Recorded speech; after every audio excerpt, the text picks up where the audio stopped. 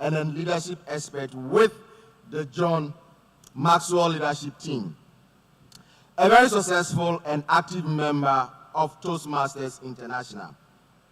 Our next speaker is prominent leader within the esteemed Top Team Academy, working and aligns his expertise alongside the visionary coaching, leadership insights, and authorship of Joel Arthur Wright.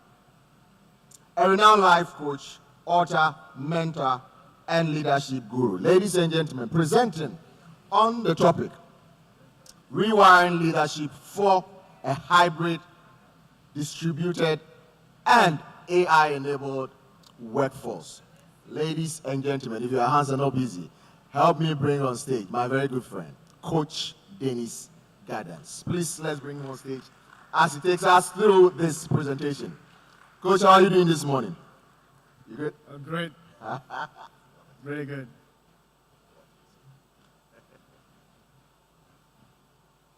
Good morning.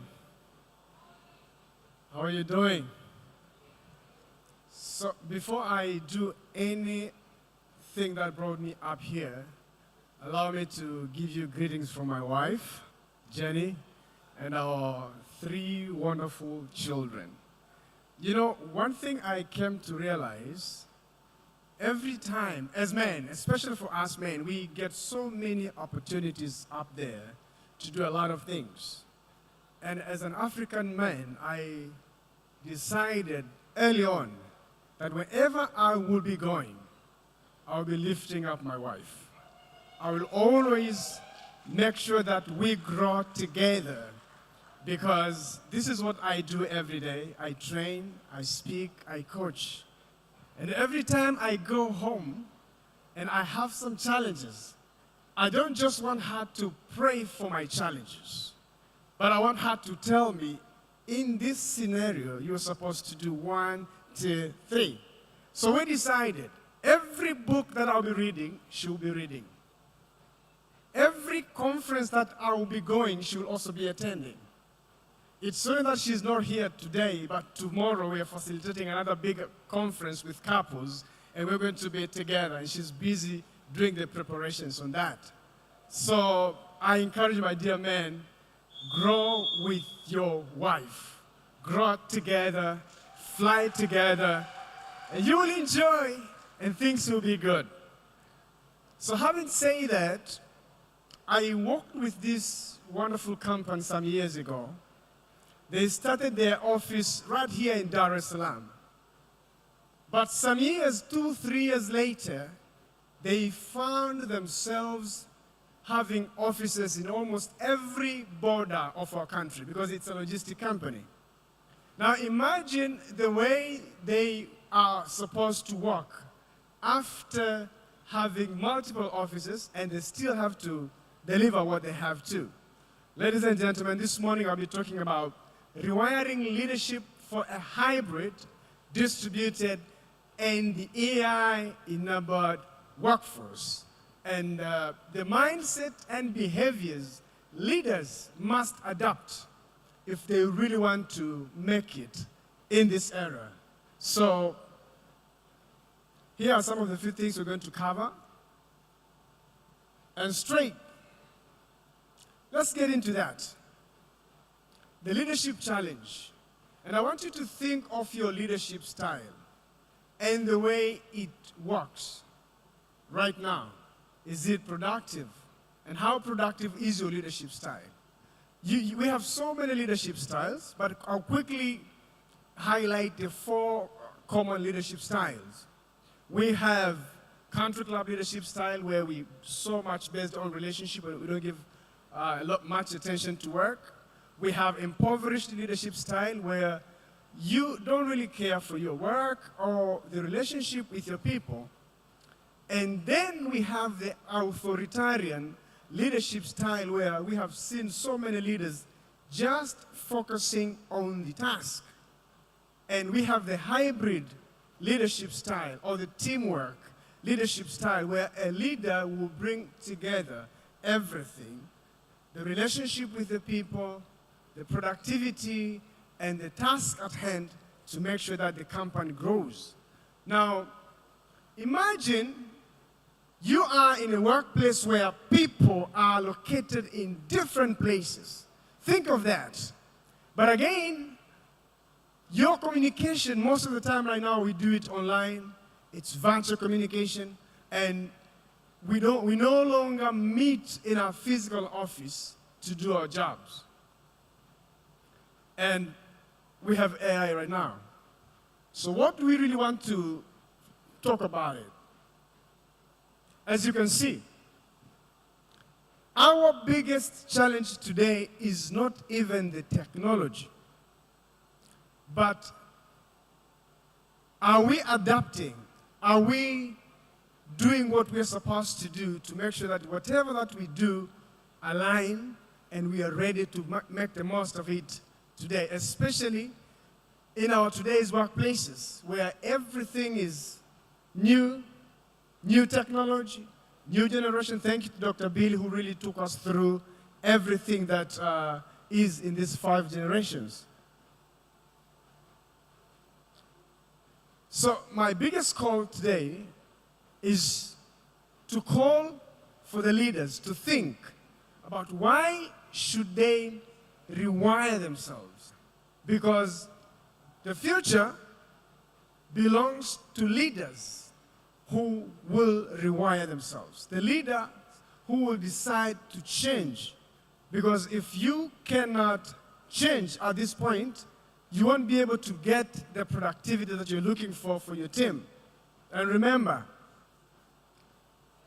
the old leadership thinking that we really want to change the entire organization. But today we are challenged with this new thinking, especially in the environment where we are nowadays, that before we do that, we have to make sure that we change ourselves first before we change the organization. Remember, the difficult person to lead is always ourselves.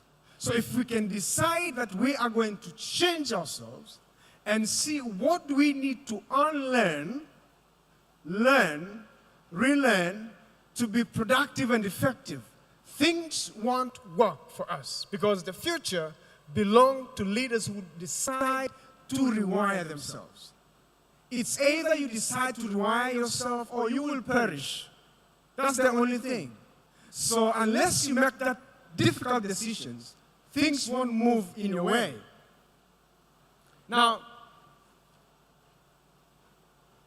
I want to go through few leader shifts that we need to do to be productive, to be effective in this time as HR leaders and other leaders around who are watching us so that we could really make the best out of what we're doing. And I'll take you through the evolution of leadership. Because if you're using the old leadership styles or the leadership models, probably it may not give us the best. And maybe we need to shift into the new shift. Leadership 1.0, command and control. And Dr. Billy took us briefly about it.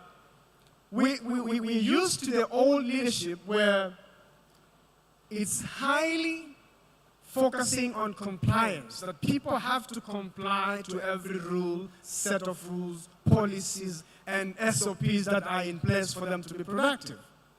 But again, we are so used to the authority-based leadership, where we tell our people to do what we tell them to do. But probably that won't give us the best if we keep working on authority-based leadership. But again, the issues of micromanagement. We hold things and we don't really give them to people, and we just want to put our eyes, our hands, and everything, in everything that people are doing. And eventually, it doesn't give us our best. You see, this is what happens when we operate with this kind of leadership. But again, top-down information. If you've been following from yesterday, you realize that today, information is no longer something you can hold, thinking that you look superior, because we are in the information era. We are living at a time where everyone is informed. We have great access to information. You can just get everything just with one click. So this style will never give us the best. So if you are working on these 4 things here, under command and control kind of leadership, probably you won't be able to make the most out of your team and what you're doing in your workforce. Let's get to Leadership 2.0, where we are highly focusing on collaboration and empowerment, where now we believe 2 are better than 1, and 1 is such an insignificant number to achieve greatness. Now, it focuses on teamwork, delegation, where now we believe we don't have to do everything with our eyes on, our hands on, and everything on, but now when we delegate, we put eyes on and our hands off. We equip and empower people to do the work. We equip them. And sometimes when I teach leaders on how you can really equip your team, is by creating a culture that will continue. And you make sure that culture is sustained in your organization now and then, every single day. If there is something that needs to be done, you do it while the other younger guy is watching you doing it. The second thing, you do it together. Then you do, or he do it or she does it while you're watching. And the next time she does it or he does it while someone else is watching. And then the cycle continues, and that being the culture. And as leaders, we make sure that we hold them accountable to make sure that works very well. Again, coaching. And this is my favorite part. If you listened carefully yesterday, coaching was mentioned more than 15 times. And I'm going to bring it again today for the 16th time. Coaching. What does coaching do? What is coaching?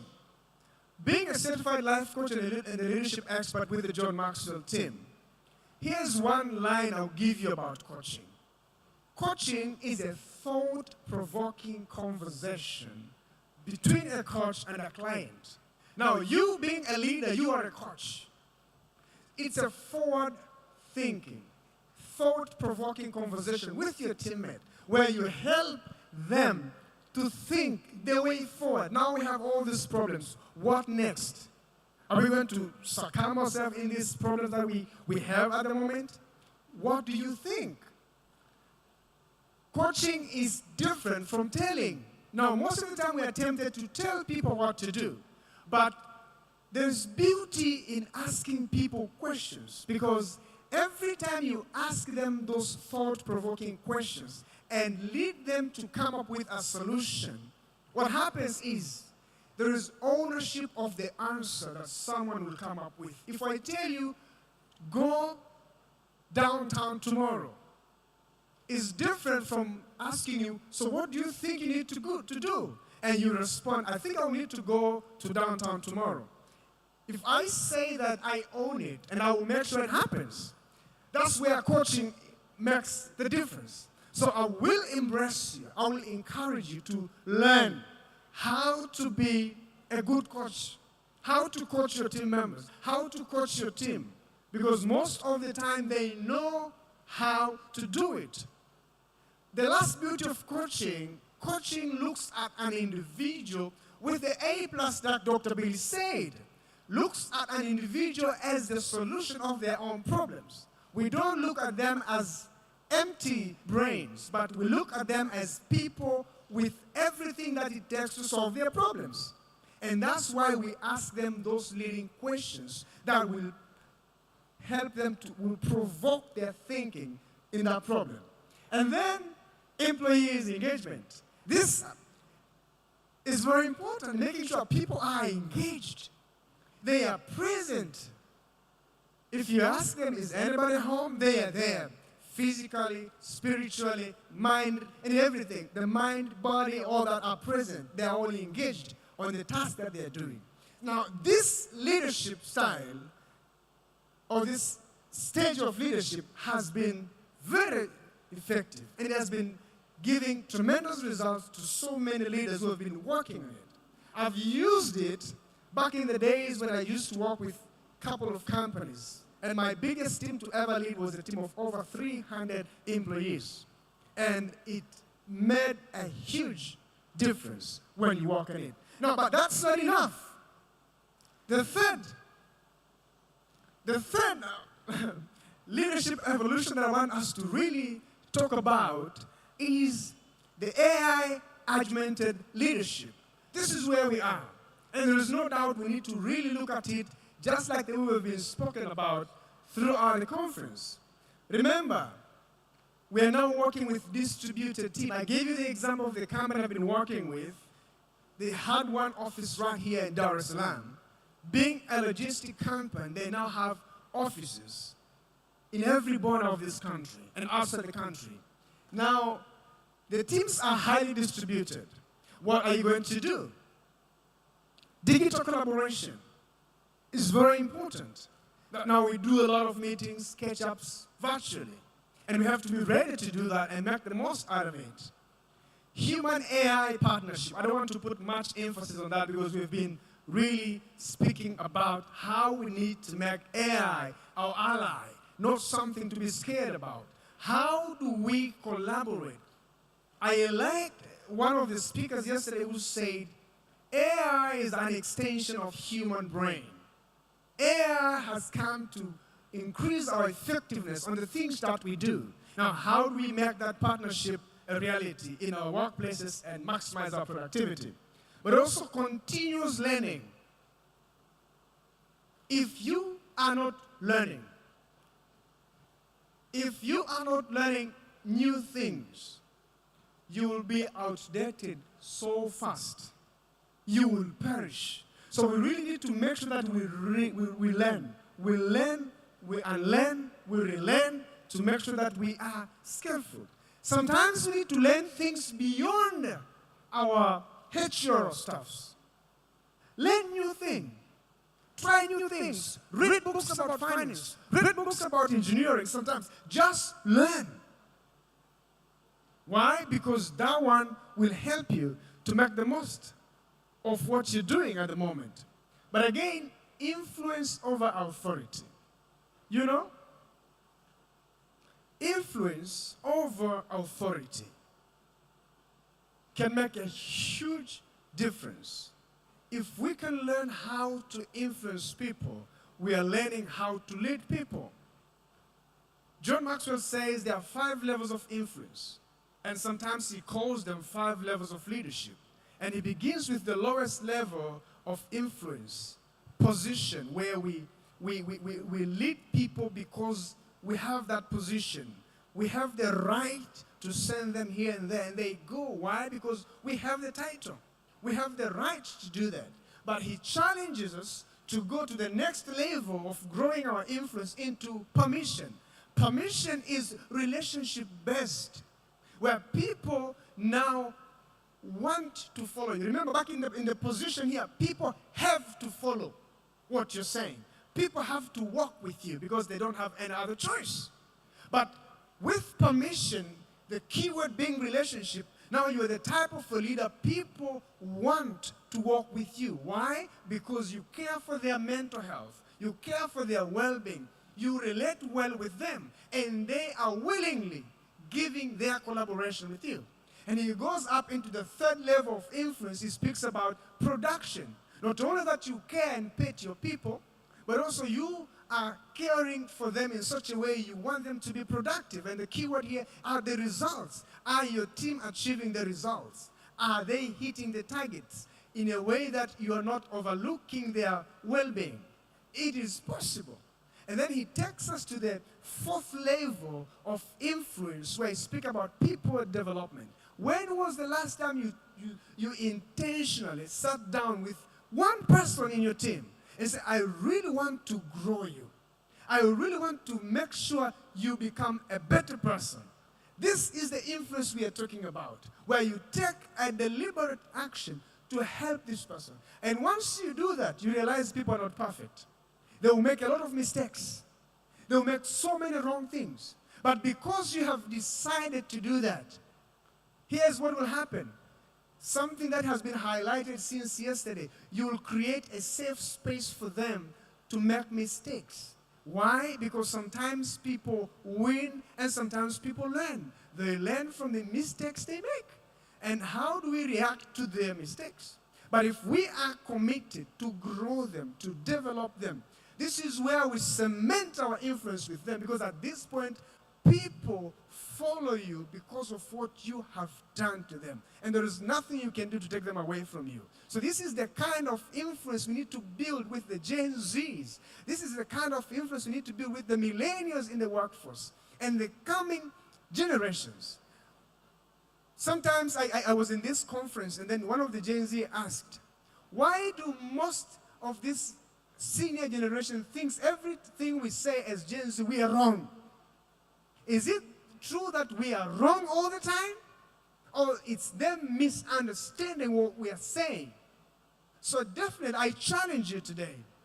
Pick one Gen Z and listen him or her without any biasness, with a clear, open mind.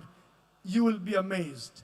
And you understand how, this is the reality, because I coach many of them. They are very understanding. They are very caring individuals. They are lovely. They are very productive. And I repeat, they are very productive because they are smart on how they're using everything at their disposal to make it happen. The only challenge is we are back in that type of leadership where we believe, until I see you, that's where I believe you're working. But I don't have to come to your office. You want this report? I have it. Get it. This is the target you wanted to be achieved. It is here. What else do you want from me? You just need me to be seated from 9 to 5? No. So influence is very important. And the last block of your influence is pinnacle. Now you have built a legacy where people, when they look at you, they say, yes, I think this man, this lady, have had a great influence on my life, and I will never be the same because of what he did to me. You see? Now, here are the quick realities that I really want us to accept as hetero leaders and leaders everywhere where they're following us. The first one, presence no longer equals productivity. Dr. Billy said it very well in the morning. Someone may come in your office early in the morning and clock out in the evening time. Not only that they have underproduced, but they have caused a lot of harm in your business. Because someone will step in with all the negative energy, with all the complaints, draining. Have you ever stayed with energy takers? There are people who suck life out of you. Have you ever stayed with an energy sucker for 2 hours? They whine and complain about everything, including the dogs in the roads who don't have owners. Can you imagine? I met this dog and he doesn't. I mean, how? They speak about everything. So people who come to work, presence no longer means they are giving productivity. So we have to change that old thinking that until I see you, then I'll believe that you're working, into I measure the outcomes that you're producing, not necessarily your presence, because sometimes people come in at work and their mind is at home. And that's where coaching also makes a big difference, because it looks at the person 360 degrees. This gentleman who comes to work every day is the same one who is going into his broken marriage, is the same one who is going into his broken community, and tomorrow he will show up at work broken. Do you think he's going to give the best out of himself? To be honest, he's not. Think of the days that you have really been having issues outside your workplace and you went to work the next day. What happened? That's where most of the time I speak to leaders and say, you need to change. At least assign your top talents to the whole year long coaching program. Not necessarily every day, once in a month. Someone, a professional, will check on them. How are you doing? And they will always say, I'm doing fine. But how are you really doing? You start hearing, can I be honest with you? Will this stay between me and you? Will it not get to my boss and all that? Surely. The biggest advantage of coaching is maximum confidentiality between you and your client. And that's where we see a lot of people now making the most. That is a remedy to those who are still going to the office physically. But the main idea I want to impose to you this morning is now we have to start thinking of measuring their outcomes rather than just measuring it based on their attendance. So instead of us focusing on monitoring the activities that people do, we have to move into measuring the impact. The second one, information is no longer power. It's no longer. I remember 10 years ago, I worked in this company. I was newly employed. And the minute I got in there, my boss was a Bulgarian lady. I will never forget her. She was so good. Now, in the first day, she handed me to this lady who was about to retire 2 years to come. This lady, understanding that this gentleman is coming to take over, in the very first day of my orientation, she locked me in a cold room and I froze. Because it was this big research institution. And she couldn't be giving me any information that would make me productive in that line of work. She was super toxic. Thank God that he opened another door somewhere and I went into another company where I thrived really well. So information is no longer power. If you're holding information with your people or with your junior, thinking that they will respect you because you have so much information, my friend, they are looking at you with another eye. And you never want to know that eye. Okay? So we have to focus on judgment to judge the information that we have. We judge it. Is it relating to our values? Is it aligning with our vision and mission? Give wisdom out of so much that is already out there. So they want our wisdom. We've been there for a long time. So how do we bring the best of our experience on the table based on the information at hand? Context. We say, this is beautiful. It's only that it doesn't align with our context, or maybe it's out of our context. And we give context to that information. And the last one is decision making. So it's always very important to make sure that this is what we do. And the third reality is change is no longer an event. We know that. It happens every single day. That's why I'm saying learn to think and do well, or else you will perish. Because change happens every single day. And if we are not learning, if we are not embracing the culture of learning every single day, we will perish. I want to challenge you. How many books do you read in a month? How many books do you read in a month? 2? 3? 5? 7? 1? I love you. Can you clap your hands for yourself? Read a book. Grab something. Not necessarily a physical book. Get an ebook. Get something online, but make sure you learn every single day. Because if you don't do that, you will find yourself outdated so many times. It's very important. Learning, unlearning, relearning, upskilling is not negotiable. It is something that we have to do daily, daily, daily in our lifestyle. Now, as I conclude, the 5 critical mindset future-ready leaders need to really work with. Quick one. Stop controlling your people. Start trusting your people. Trust is a universal language. If you trust me, I will know. If you don't trust me, I will know, without even saying a word. So trust your people. Don't be into how can I control them, but start building trust. And how do you do that? Clarify your expectations early. The Gen Z want to know upfront, what do you really want me to do? And millennials and all other generations, in fact, everyone who really wants to engage with you want to know what you really expect out of them. And as leaders, our role is to make sure that we clarify our expectation day and night with our people. If we cannot do this, sometimes it becomes so difficult in times when we have to make what we call the difficult conversations. The difficult conversations will come when people know exactly what you expected out of them, and they once committed to that. And you've been constantly clarifying what you expect out of them. Now you've come to a point where you say, I think we need to have a meeting. At that point, it's a difficult meeting, and you don't have any guilt when you make any decision out of that. Grant autonomy. Let them do. Let them fly. Let them do what you really want them to do. Hold them accountable.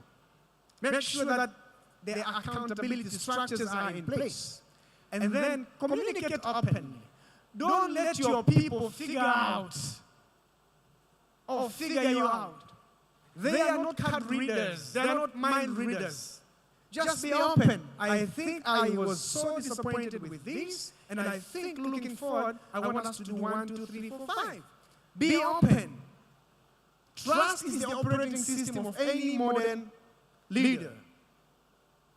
Move from knowing it all to learning daily. What are you missing? What is changing that I'm not keeping up with it? That will affect my productivity and my team. But again, what do younger employees know that I don't?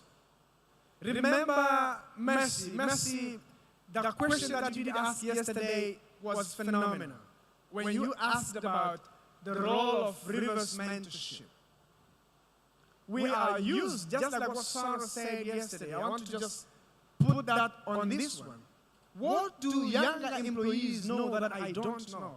We have to come to a point where we allow them to teach us. And they know a lot of things. Mentorship, the traditional mentorship we know, has been flowing from seniors to juniors. But we are at a point where the juniors are more equipped and strengthened in some areas, especially in our digital era, with AI and everything that is happening. So we have to come to a point where we understand what do they really know, and we give them an open space, an open mind, a platform for them to share with us. Because most of the young people, sometimes when they want to share, and we shut them down, and eventually they move out of it, and they look for something else to do because they are not appreciated. So an encouragement to the younger generations, the Gen Zs and others who are capable to do something. Once you meet a resistance somewhere, you should not give up. You should not say, I think they don't like what I have. Continue doing it consistently. As I conclude with your story, that I went to this conference some days. It was a great conference, and I was the youngest speaker. When they were introducing the speakers, one of the senior CEO of one of these companies said, thank you, the organizers, for giving up this beautiful, strong line of speakers. But we wonder what this gentleman is going to share with us. Just like that. I was up in front. Then the mic was brought to me, and I believe this was the wisdom from the Holy Spirit or the grace of God. So I took the mic and said, I wonder what I will share with you by the time I will stand up to share what I've prepared for you. These are types of resistance sometimes the younger generations are going through, especially when they have strength in one area and they meet resistance. Now, the resilience and the deep belief in what you believe you can do will help you and sustain you throughout the way. Do not give up. And for the senior generations, we have to reach to a point where we acknowledge what these people have. Having said that, I really want to thank you. I had the number 3 and number 4 to share, but because of time and we have a lot to do today, I will pause up here, but you'll find it picked up in your notes and be more than happy to go through that. Thank you so much for your attention. I love you, and I believe you are going to make the most out of this, and you're going to rewire yourself to cope and comply and match the speed that we need to make, especially in this AI generation. God bless you. Bless you. Round of applause for Coach Dennis. 2 questions for Coach Dennis. So, Coach, the stage is all yours. Don't go. 2 questions for Coach Dennis. I need to have this question for him. Going. Okay. So, the lady there has a question for Coach Dennis. But thank you so much for that presentation. Thank you so much. All right, so let's take the first question for Coach Dennis. Thank you so much. My name is Shamim Kavumanyi Ramashirinji. Well done, Coach Dennis. Thank You mentioned something as you were winding up, and I would like to refer to that. And the question is, how can we implement the reverse mentoring in our current workflows? Because indeed, I am a millennial, and I struggle with Gen Zs. Given an opportunity, I would slap them every morning. But that's not what I want.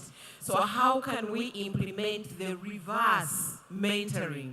And also to create, because again, this has to be put in the workflows, where they are able to probably tell me more about AI and the digital tools. I know them, so let them not even go there. But also for me, or for them, to have the courtesy to listen to what policy, to what internal politics also looks like. How can we implement that in our workflows? Thank you so much. Thank you so much. I will respond to that and then I'll go for the second question, because while things are fresh, reverse mentorship can be implemented. I believe every company has their core values. And one of the famous ones is teamwork. It's also a safe space for everyone to share what they believe will add value to the organization. Now, it all goes back to our culture, the culture that is in place. Because if we have a toxic culture, if we have a culture of entitlement, people feel like they know it all. There is no room for improvement. There is no room to value what the other person feels or think. If we think we are smarter, that will not work. But if we have to come to a point of agreement that everyone who is in this building has come with one goal, to help this company to go to the next level. And we have leaders from the top who are holding the entire team accountable for that. And we create that safe space that if someone has something credible to share, we will not shut him down or her down because of her age or how old the person is. So it all goes back to an intentional decision to learn from each other, but again, to create that safe space. Now, I didn't say everything they say is fine and credible, and we have to agree with everything. A Gen Z who is stronger in what they have, and then they lack the character, the wisdom, and the ability to express and communicate effectively is not exceptional. It won't work. So it all goes back to that harmony, that we have them, we respect them, but they have to have those manners and values that we have. And then we remain open for them to share what they have. But first, it has to be implemented by the leaders, valuing the contribution of everyone in the workplace. If they are not listening, we tell them straight, I think you are not listening. We have to take them to communication class, listening class. One of the rules of listening, do not interrupt the speaker. Wait until it is your turn. Do not just listen to reply, but respond once you have clearly understood. And once you haven't understood and you're in a point of responding, ask for clarity from the question or from someone contributing what they said. So all this have to be happening for that to work effective. But I strongly believe simply in general that can be implemented when we decide to do that intentionally. It's possible. Thank you. All right, thank you so much. So I didn't interrupt him. I waited for him to finish so that I can now come in. Thank you so much, Dennis. It was good having you on stage. Let's turn to appreciation. Yes, I was listening carefully for him to finish so that I don't interrupt. Thank you so much for our friends joining us online. Welcome to day 2. We are glad to have you join us online. So keep the comments coming. Get to the chat box or chat area and send your comments. If you have any questions, you're welcome to send it to us and we're going to give it to our speakers for you.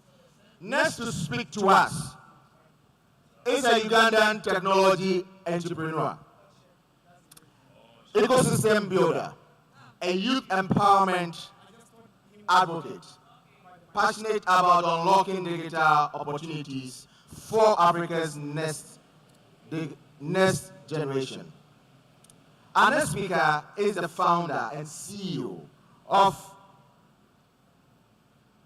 Marifasasa, a Pan-African workplace development and digital talent company on a mission to unlock 1 million earning opportunities for young Africans in the digital economy by 2030. Our next speaker also do a lot of collaboration with digital skilling, AI innovation, workforce development, and international technology partnership. This next speaker loves to be at the beach almost every time. I happen to move around with him most often, and anywhere we go and there's a sea. For the next 3 minutes, if you are not seeing him in his room, he's by the sea. And it's just because of where he's coming from. So ladies and gentlemen, presenting next on the topic, humans and machines, trying to find a good way of blending this together and making it beneficial to the human being or to the end user. Ladies and gentlemen, kindly put them together as I bring on stage Robert Bob Okano.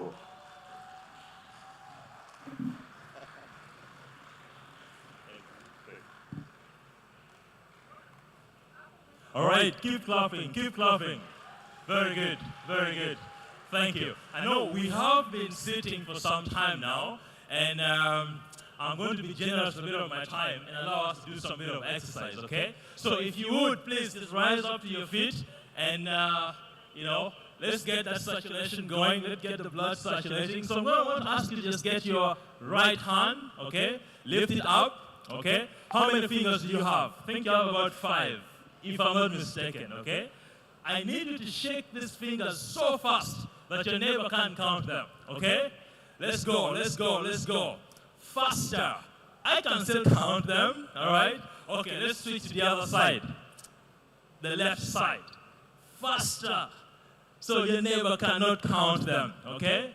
All right, now let's get our right leg, okay? We're going to balance. And just, shake those toes as fast as you can, okay? Let's go to the other side. On the left side, I'm seeing who has stamina, okay? Now, right leg and left hand. Are we there? All right, let's go, let's go. Now let's switch it to the other side. Let's switch it, okay? This side and the other one. All right, now both hands and one leg. Both hands and one leg. Now both hands and both legs. Okay, you can take your seats. Beautiful, beautiful, beautiful. So, I'm really looking forward to our conversation this morning. And I'm calling this a conversation because I don't want this to be one of those very heavy kind of slide decks. So here's what we're going to do.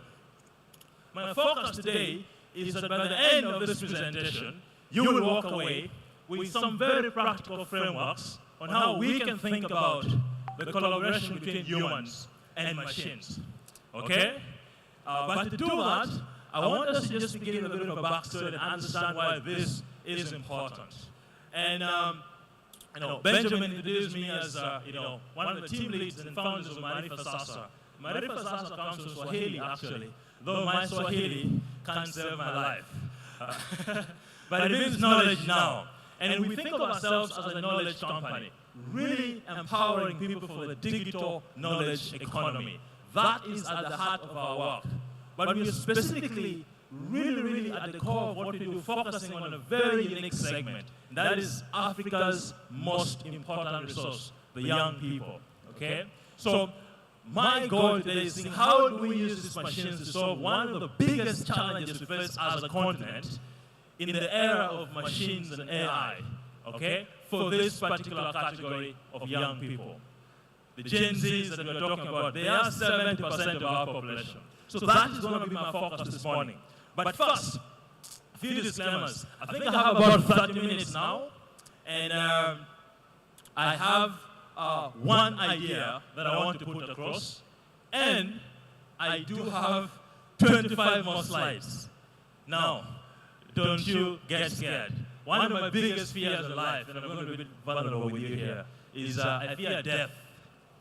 Death by PowerPoint especially. So I won't subject you into that today, okay? So they're going to be very light, and we're going to breeze through it, and before you know, we'll be done, okay?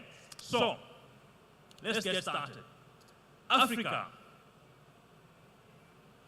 Just let that sink in. Africa.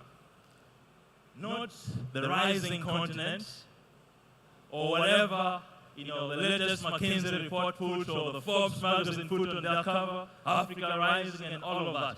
Just Africa. Where you and I are sitting right now. This beautiful continent we call home.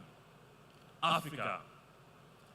But this is also the continent where, in the next few years, we will be having the largest workforce made up of young people compared to any other place on this planet.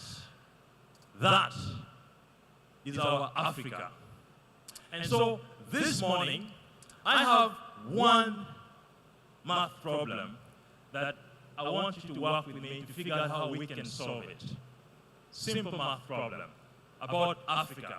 And I think in my presentation, I'll be trying to tell us whose job it is to solve this math problem. Spoiler alert, here's your job. Since the HR professionals, okay? So, here's the number for us, 12 million. 12 million.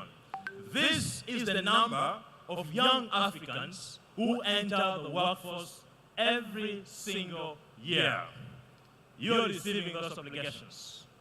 By show of hands, how many of us have team members who feel completely overwhelmed? Because for that one job application that you put out, you received 500 applications. Yep, I feel you. This is because of this number, 12 million. Now, to put this into context, this is equivalent to the entire working population of a small country in Europe called Belgium. An entire working population. Now, Belgium has about 12 million people with a GDP of close to $650 billion. And I did the math. East Africa, combined, the ESC, our GDP is barely $350 billion. And yet, we have about 350 million people. We're sitting on so much potential. 12 million people can't find jobs. 3 million, another number I want to leave you with today. 3 million. This is the number of formal jobs that our economy across the continent is creating every single year. 12 working, 3 million land formal jobs. And I'm talking about formal jobs in particular for a reason, okay? So this really is a math problem I want us to think about, 12 million walking in, 3 million finding jobs. That's equivalent to 12 people walking into a room of HR professionals. guess what happens? 3 walk away with a job. The other 9, we are sorry to let you know this was a very competitive process. This year we received thousands of applications. That's the email that you guys sent to the other 9 who did not walk away with a job. Here's another number. I told you we're trying to solve a math problem here. 85% of the continent, of work on the continent, is in the informal sector. Here, I'm talking about your border guy. You know, maybe even the Bolt driver that brought you here today. The mobile money agent. The lady or the young man sitting at Wakala on the streets of Dar es Salaam. Informal jobs. Or the lady in the market selling you fresh vegetables on your way home after your corporate job. 85% of the work that is in this continent is in the informal sector. So all of this is happening at a time when now we are introducing the most disruptive technology since electricity. I would say since the introduction of lunch at work, AI, okay? And we're trying to figure all of this in the midst of this chaotic wave of technology. That, ladies and gentlemen, is the math problem that we have to solve. 12 million in, 3 million get a job. The other 85% of the jobs are in the informal sector. And by the way, what that means is that there is no insurance, there is no safety net, they are not in any WhatsApp group planning the end of year dinner. None of that. They're literally on their own.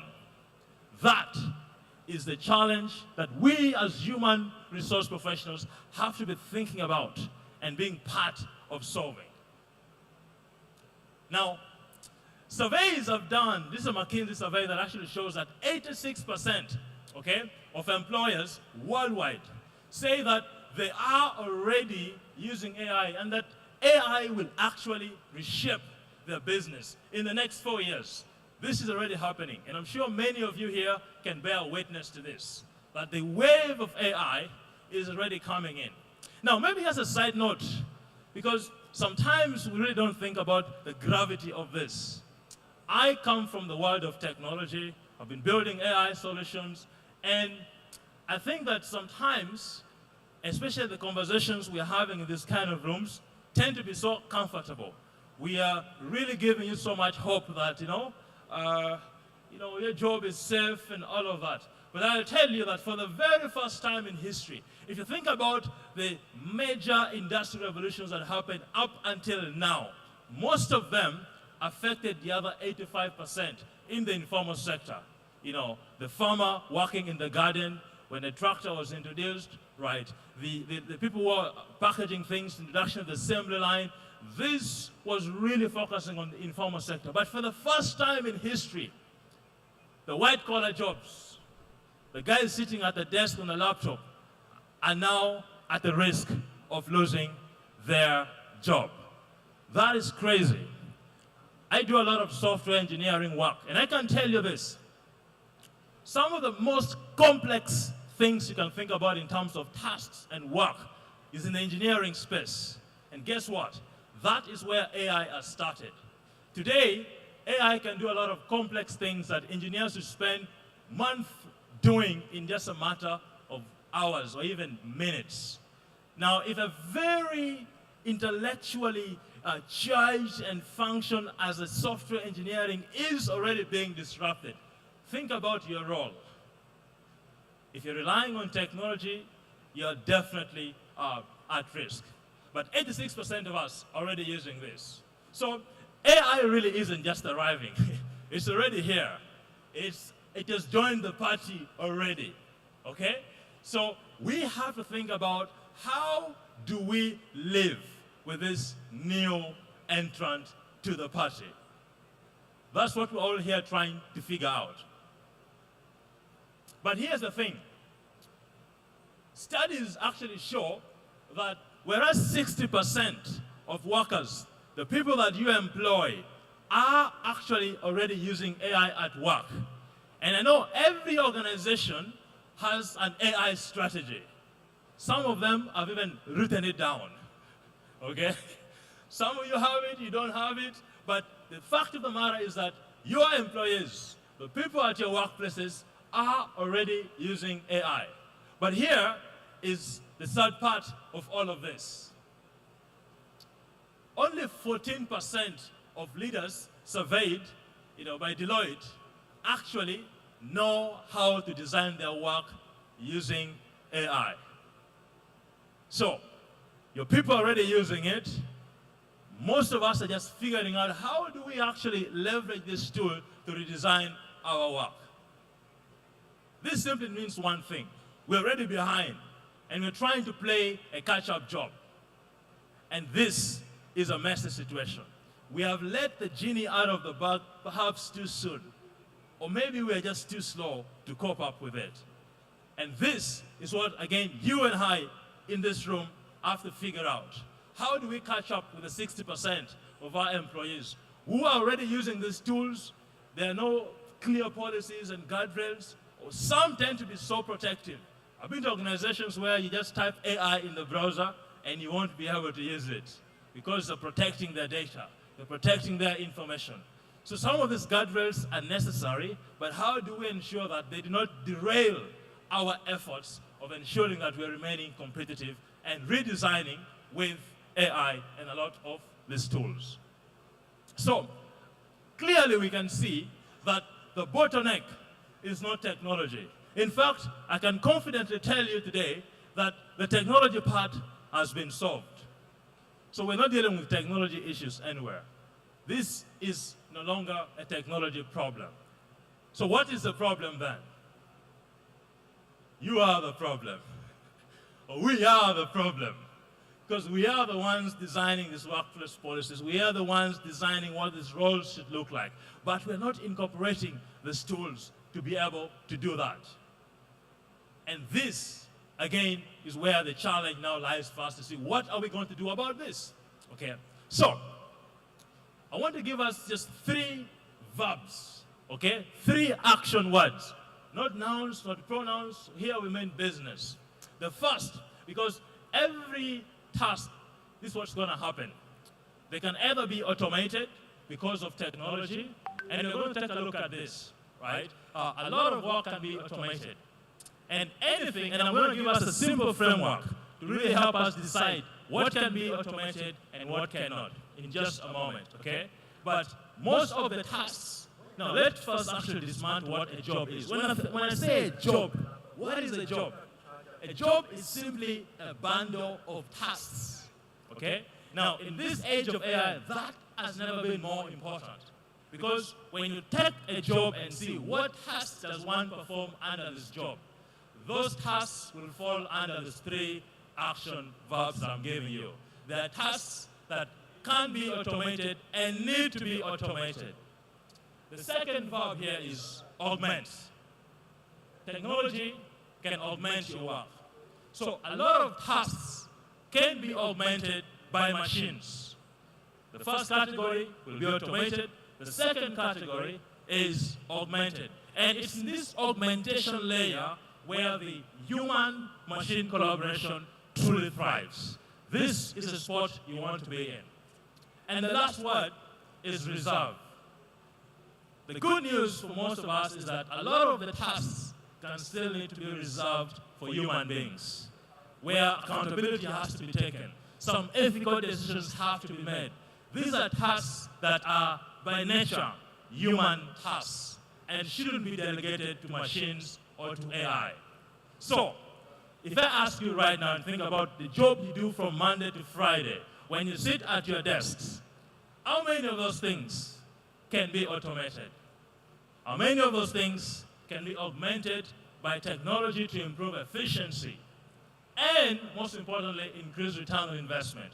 And how many of those tasks can you confidently say that this task, even if you bring the most advanced form of AI or machine, I am going to be here?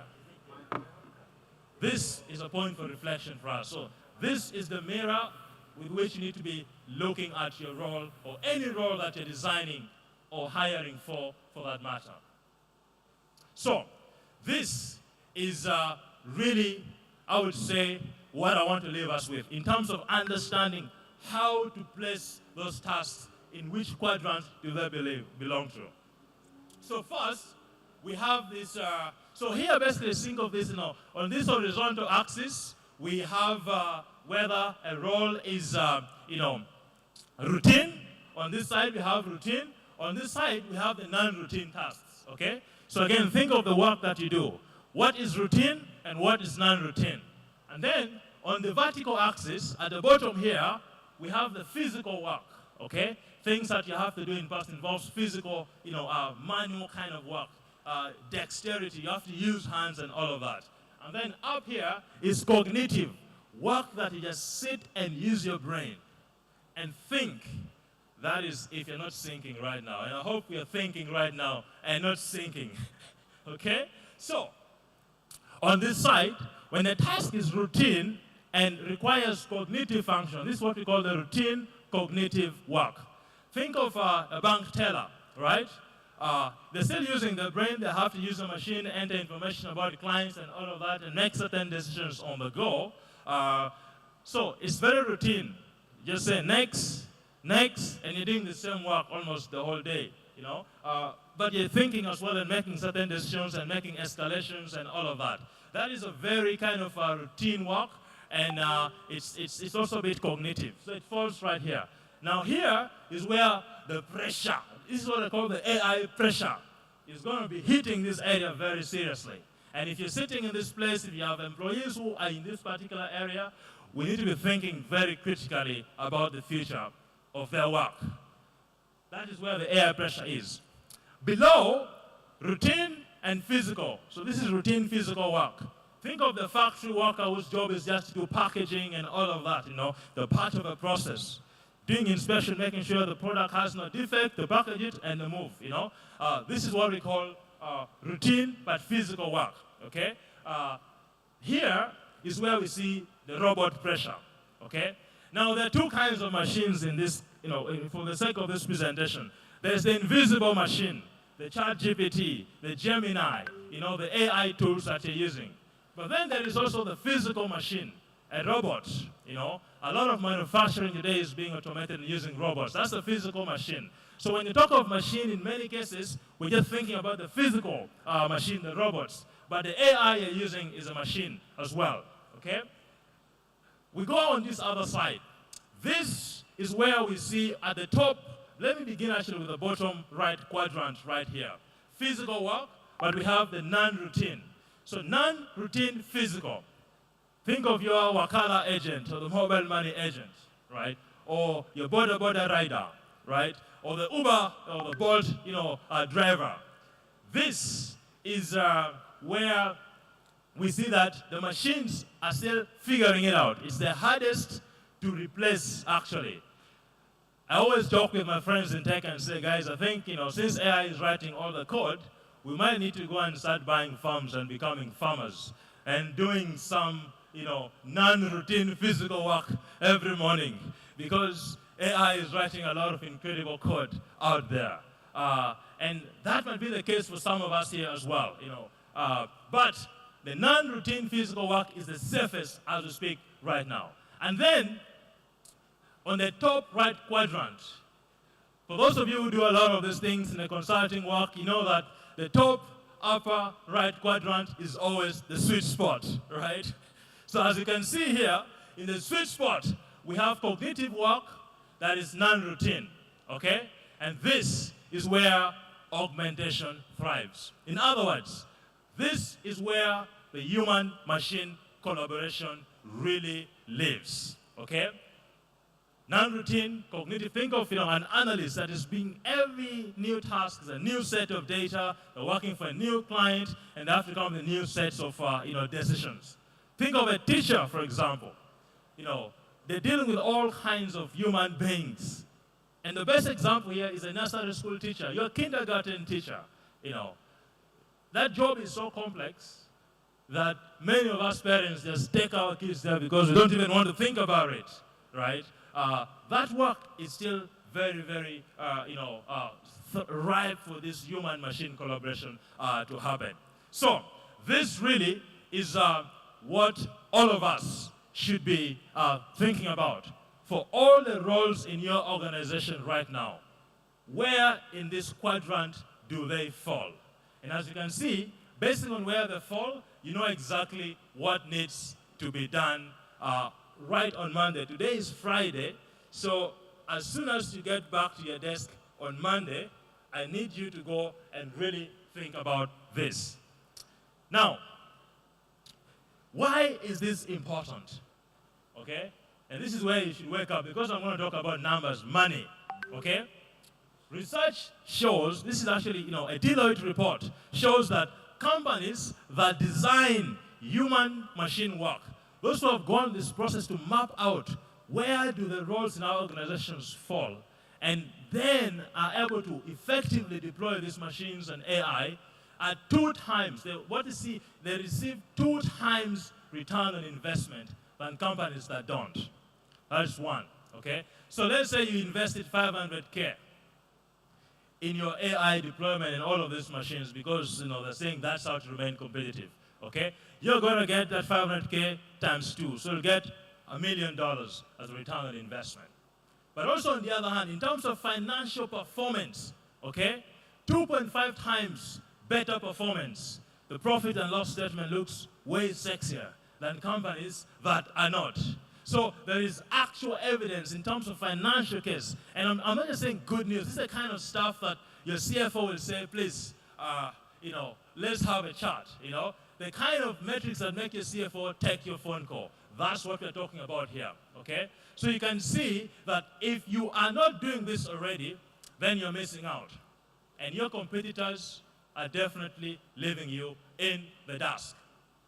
So, organizations that deliberately architect, the key word here is deliberately architect, human-AI relationships are twice as likely to exceed in AI investment returns. This is very, very key for you, okay?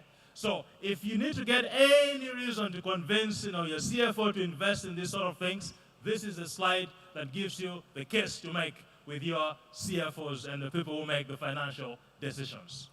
So let's begin to land this plane. I want to give us a case study from a region of the world that I think has gone through a very similar trajectory in terms of development as Africa. And this is East Asia and the Pacific region. The World Bank did a very interesting study, in the 5 ASEAN nations to really understand what this human-machine collaboration would look like in real terms. And the data is out.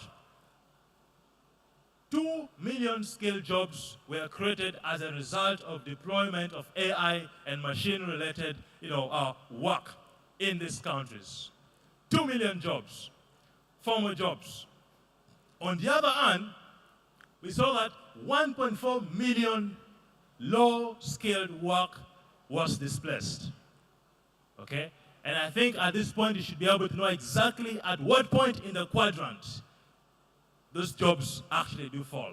So both situations happen here. Jobs were created and jobs were lost at the same time. The good news that the numbers can show us here is that there is a net positive.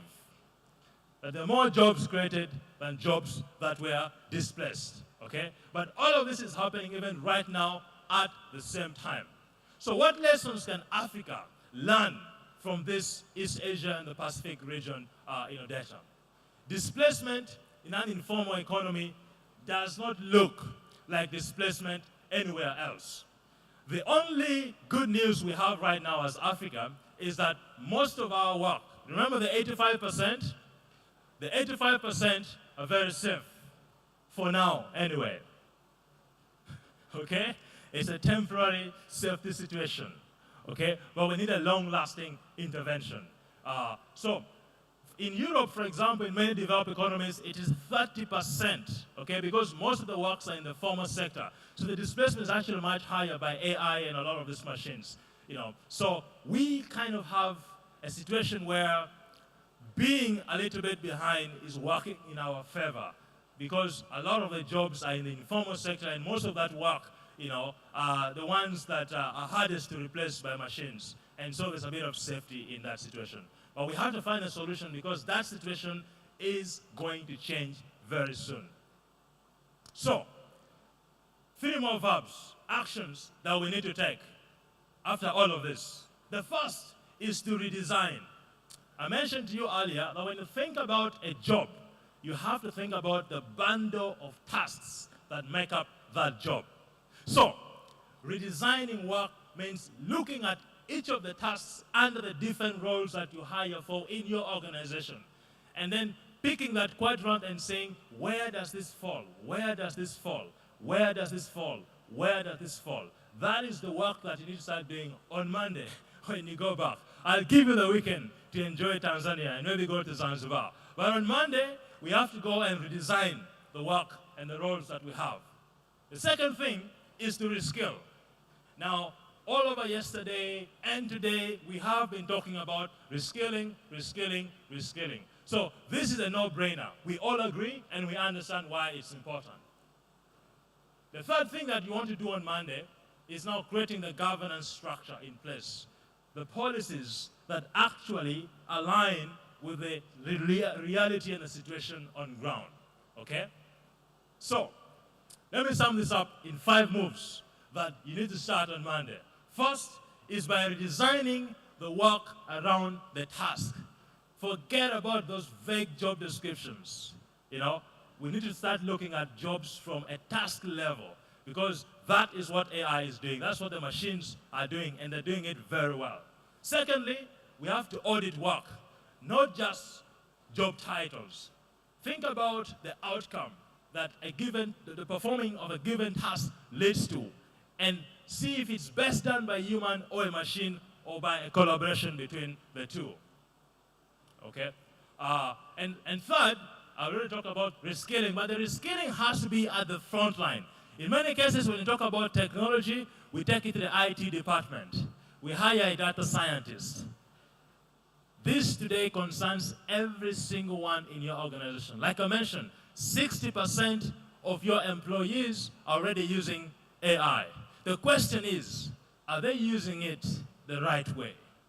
Are they using it in a way that gives your organization a competitive advantage, or puts it at a disadvantage? Because all of your secret information is now out there on ChatGPT. This is why reskilling and understanding how employees can be equipped to use these tools effectively and efficiently is extremely important. Of course, I've mentioned governing AI like you govern your finance. Putting safe guardrails in place to ensure that there is safe usage of these tools within your organization in a way that really gives you a competitive advantage, as opposed to putting you at a disadvantage. And lastly, make safety the deployment gate. Safety is so important, right? But in many cases, we use safety as a way to swat this technology deployment. This is so important to ensure that whereas you're putting those guardrails in place, there's a safe place where your employees can experiment, and teams internally can experiment with these tools. So, as I wind up, I do strongly believe that Africa doesn't need to be playing the catch-up game. Now, we are too good for that. We have the best Olympic runners in the world. People should be catching up with us. And we are, I think, the inventors of the word leapfrogging. We just have to jump on the other side. We have done this before, and I think with AI, we have a unique opportunity to actually leapfrog and redesign our work in a manner that puts us right where we need to be in a time such as this. So, instead of playing catch-up game, we need to go and actually design the future of work that we need. The future of work that, most importantly, ensures that our most important resource, our young people, can be brought into the productive economy and really start producing value for the continent. Enough is enough. For how long shall we be a laughingstock of the world? And I think if all of us in this room decide to say we're going to do something about it, I am sure that something indeed will happen. So, my question for you is, will you redesign for the future? And I don't mean that in the future. I mean on Monday, when you're back at your desk, will you be redesigning work for the future? Ladies and gentlemen, that was my time. And the previous speaker mentioned that in the morning, actually, I think it was Dr. Billy, that, there's a generation that wants, more detailed stuff and attachments left after that. So, last night, and I wanted to bring this at the end because I think it's the best way to wrap up this conversation. If you scan this QR code, you're going to be able to enter just your name and your email, and you will instantly access a detailed version of my presentation that I've just given to you right now. So let's try that out. And as they're doing that, let me let you know that I built this last night. Okay? As I was in my hotel room and thinking about you guys and how best can I serve them, I said, wow, after my presentation, many people will come to me and say, can we have your slide? Can we have your slide? So, I built a tool to solve that. And I think any speaker here can do that. Super. And I did this last night when I was tired and all of that. This tells us the power of human-machine collaboration. Ladies and gentlemen, thank you so much, and I'll take any questions. Thank you very much, Robert Bob Okano. Thank you so much. Thank you for giving us that bird's eye view of human interaction with machines. Perfect. Thank you so much. Now, this is what we're going to do. At this moment, you're going to just gauge the height difference. So it's just some few centimeters difference. So please, I'm giving you the opportunity to get just one question because of the distance. Just one question. If there is no question, I'm going to move straight to my next presentation. But that was a good one. Thank you. Really appreciate that. Another round of applause for Robert for me. And by the way, Benjamin, at this link, you can also ask me a question there. I'm going to ask you what stood out for you in the presentation, and you can just drop it there, and I'll be able to answer any questions you have. Thank you. Perfect. That's why I just gave that short distance. So what we're going to do now, ladies and gentlemen, is we're going to have 25 minutes break. Kindly move behind, and then we have our coffee break. But it's 25 minutes. Human-machine interaction, 25 minutes. Please, let's do that, and then we are back on our seat. You can take it, come back to your seats, and then we'll continue from there. 25 minutes. Our time starts now. Thank you very much. Our viewers viewing us from online, thank you. This is the time for you to also take your break. We'll be back or reassemble in 25 minutes time. Thank you very much.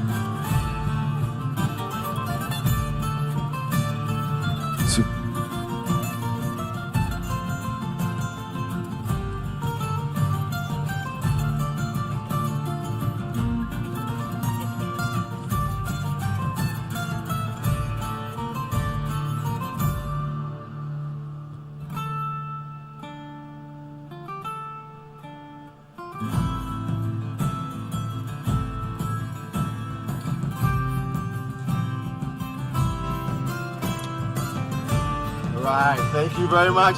I'm giving you more time, so kindly assume your seats. Let's start the next section for today's event. Thank you very much. I humbly request those behind the barricade to take their seats now. You can take it over to your seats. You are allowed to do that. You can bring whatever you have in back to your seats, and then we proceed with our second phrase. Thank you very much. Thank you very much. Thank you very much.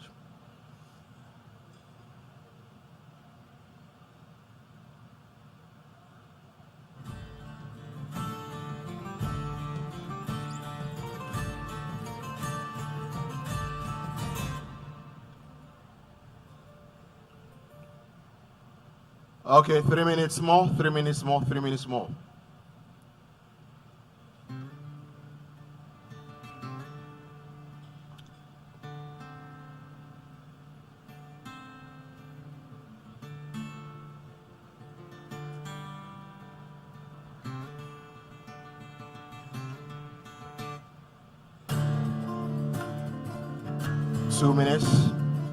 Two minutes more.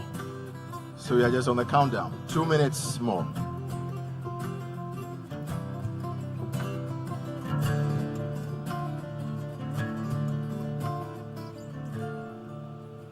You've got 1 minute more. 1 minute remaining. So we start the second section. Thank you, thank you, thank you, thank you.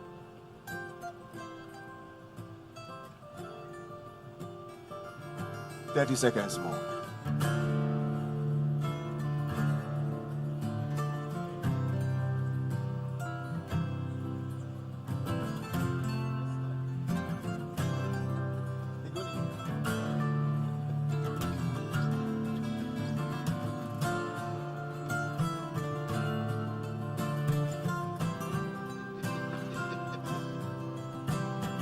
$20 more.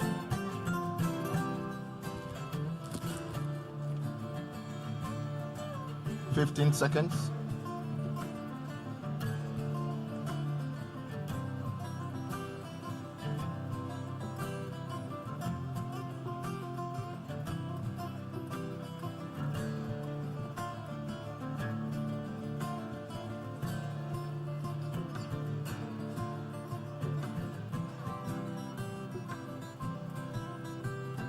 $5 seconds more.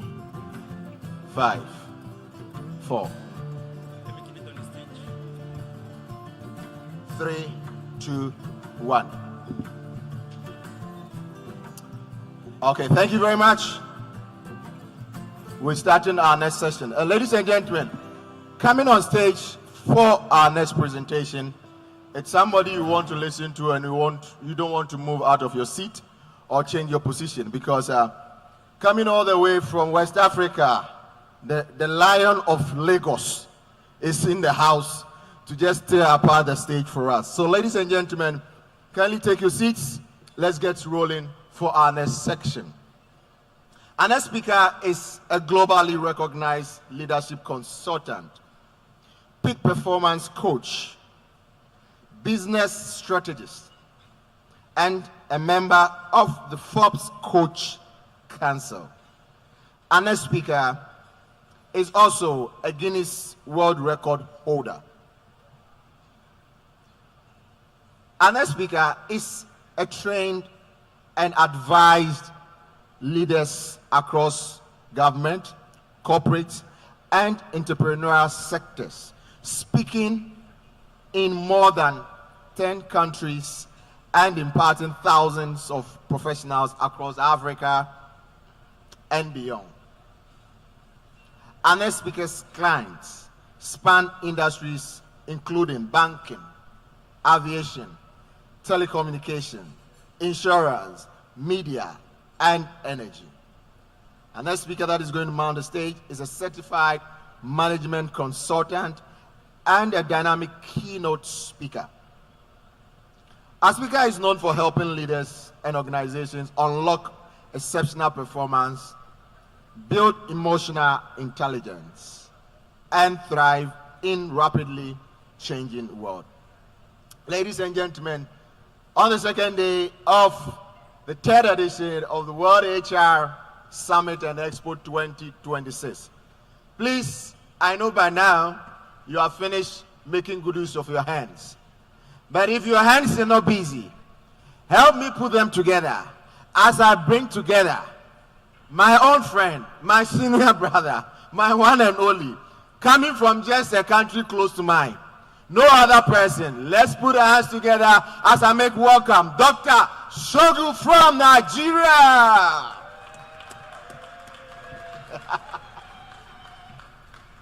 So you know how we do it. Oh, Oga Shogu in the house now.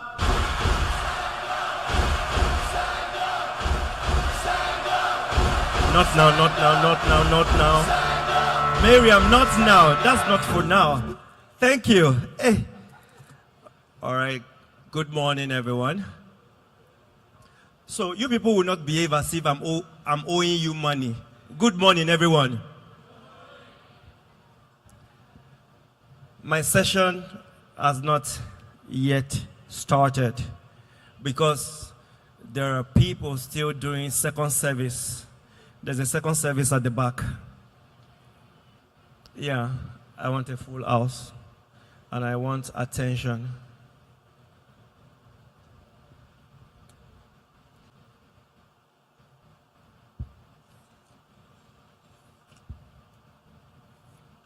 So when I'm ready to start, I will reintroduce myself.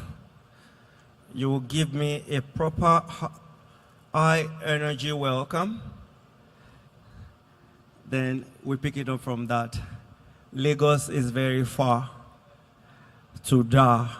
From Lag to Dar, very far. I crossed Atlantic Ocean and I also crossed part of Indian Ocean. That's not a joke, man. That's not a joke. You're kidding me. I will reintroduce myself. The human algorithm. Emotional intelligence, AI, and the new rules of high performance is what we will quickly talk about.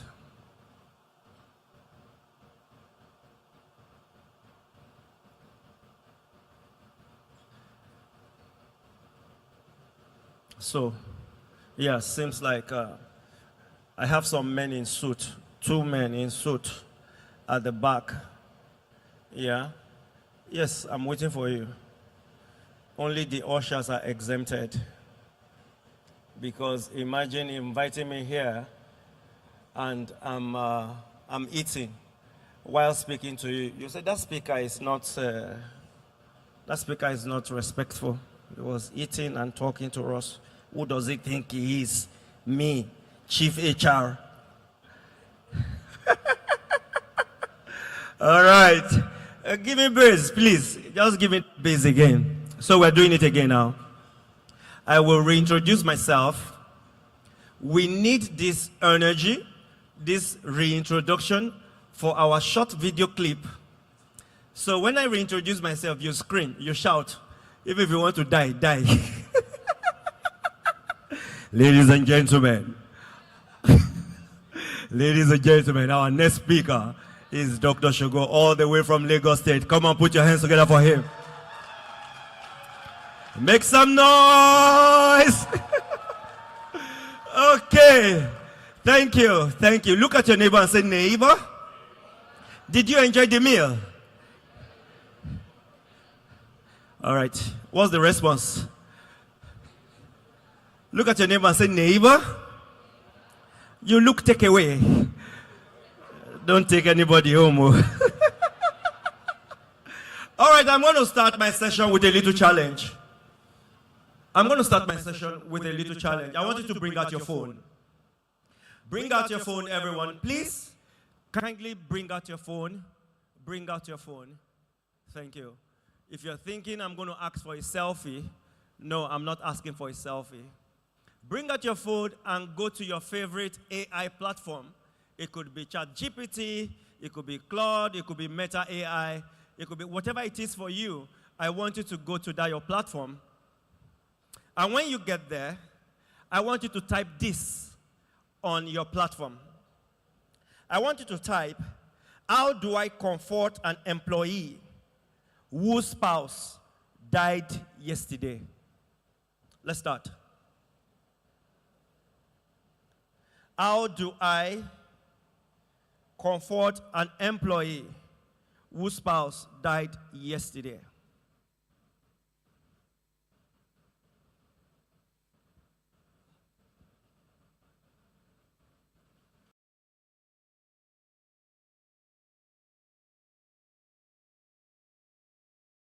Yesterday.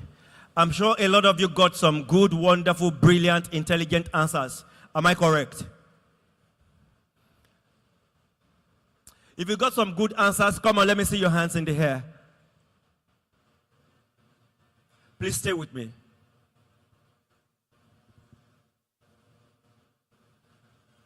As good as those answers are, I want you to flip the table and let me ask you a rhetorical question. Would you rather prefer an answer from AI, an AI-generated response, or a word of prayer from your manager, a hug, a pat at the back, and a similar experience? Which would you prefer? Yeah, I heard someone there say a pat at the back. One thing I want to establish for us in this conversation is AI can generate beautiful answer, can create beautiful words, but it is only human that can generate feelings. Only humans can generate feelings. And this is also very important in the workplace. The conversation, ladies and gentlemen, it's not a competition between human and machine, but it is how to infuse and improve productivity, and we productively, comfortably relate with machine.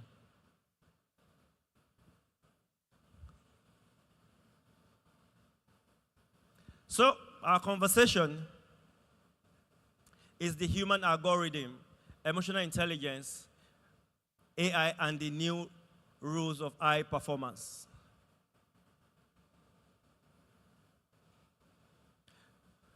Just a brief introduction. My name is Dr. Shugo. I'm a peak performance coach, corporate trainer, member of Forbes Coaches Council, personal advisor. Okay, I'm trying not to rush, but because I know I have limited time. I'm a conference speaker. In my little life, I've spoken in over 13 countries and still counting. I'm a life and business strategist. I've consulted for over 400 small businesses across Africa. Like I said, I'm a corporate trainer. I've trained organizations cutting through oil and gas, banking, manufacturing, just to name few. I'm also a Guinness World Record holder. I said I'm a Guinness World Record holder. Scream. You people have eaten. All right, I'm a Guinness World Record holder. I hold the Guinness World Record for the highest number of people creating vision board, both in the physical space and online. Yeah. Now, the beauty of this Guinness World Record is that I did not break a record. The record doesn't exist anywhere in the world. I created a record. And in case you are still doubting, all these speakers, they just come, they just talk. We don't even know whether it's true. Look at it. That's my picture there. That's my image with the Guinness World Record. Please follow me closely. Media mention, my thoughts have been published on Forbes, Tribune, The Guardian, just to name few. As a way of introduction, I would like you to look at this image properly. That is an image of a chess game between machine and human. Something beautiful happened in 1997. IBM's computer called Deep Blue played a chess game with the best chess player in the world, Garry Kasparov. Kasparov or Kasparova is the name of the chess grandmaster. Chess grandmaster, most of the time, always coming first. Guess what? He played a game with the machine created by IBM, and the machine won. Then the whole world went agog. What is going on here? A whole Kasparov, a whole Gary Kasparov. What is happening? A machine against human and a machine won. Does that mean that the machine can think faster than human? And the conversation went on and on. Is machine replacing human? Is machine truthfully smarter than human? Fast forward now. 1997, 2006, almost 30 years later, the conversation is still on. On in our homes, Internet of Things, on in our organization, how to infuse machine with workplace effectiveness and productivity.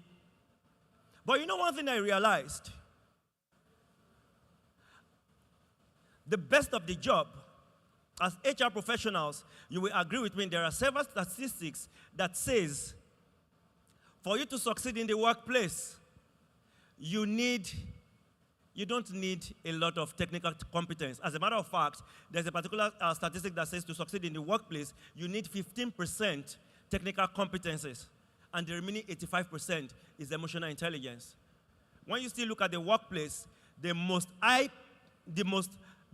paid members in any organization, they're not necessarily the most competent, but rather the most dependable, the most trustworthy, the most collaborative, the best one with the better leadership skills. These are the guys that are well paid. These are the guys that are literally, metaphorically speaking, they are indispensable. So yes, machines are getting better, they are getting more intelligent, but humans are also becoming more valuable. As a matter of fact, I believe to a school of thought that machine is only as intelligent as the programming that a human being has put in it.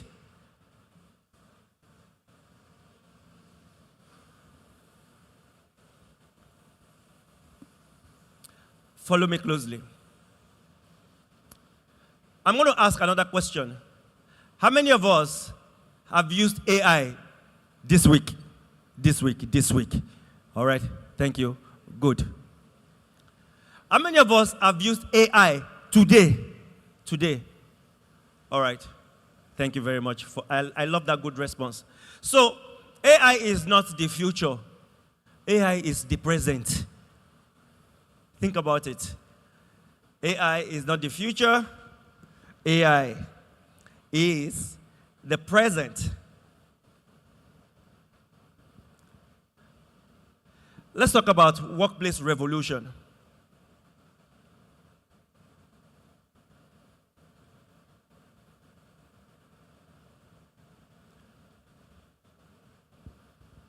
Ladies and gentlemen, I want you to know that the workplace is experiencing 3 major shifts since the Industrial Revolution. Please follow me closely. I'm going to be as fast as possible because I have a lot to cover. Number 1, shift 1. I call it the knowledge has lost its scarcity. You will agree with me previously that it was said, oh, knowledge is power, information was power. But right now, with the click of a phone, with the click of a computer, somebody in Nairobi, somebody in Dar es Salaam, somebody in Lagos, somebody in South Africa has same access to the information that you are bragging with. So as HR professionals, as leaders in the corporate world, as CEOs, it is no more about knowledge is scarce. It's about how well can you apply the information you have access to.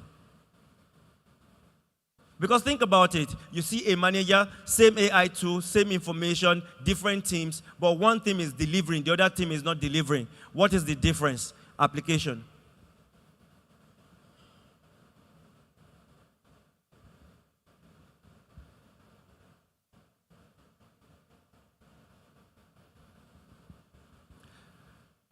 Remember, we're talking about the shift since the Industrial Revolution. Number 2, AI has democratized intelligence. Nobody has monopoly of AI.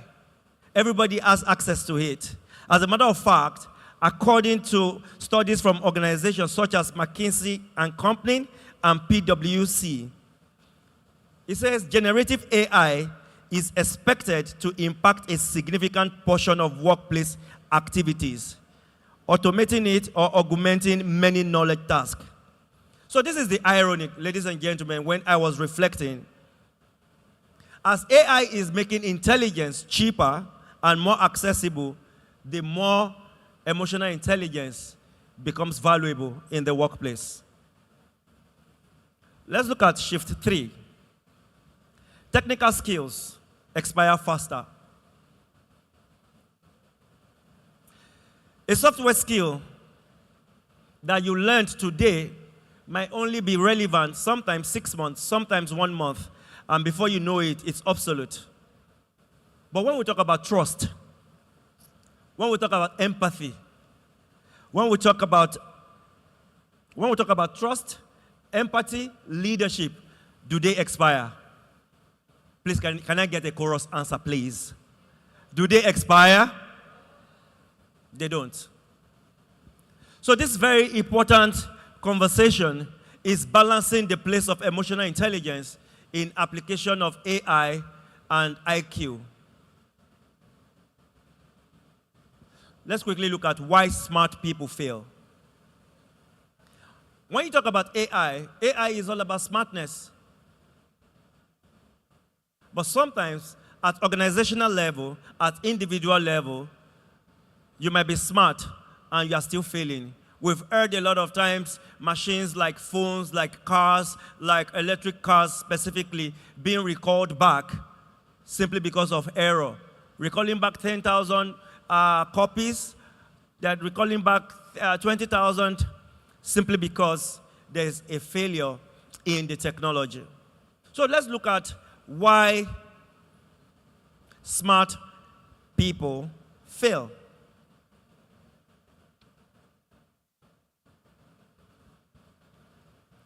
And I'm going to share a story with us. In 2000, Blockbuster was the reigning king in home entertainment industry. Over 9,000 stores across the world, multiple. Did you drop anything? Oh, it was flipping. I thought he came to tell me 5 minutes more. Please, oh.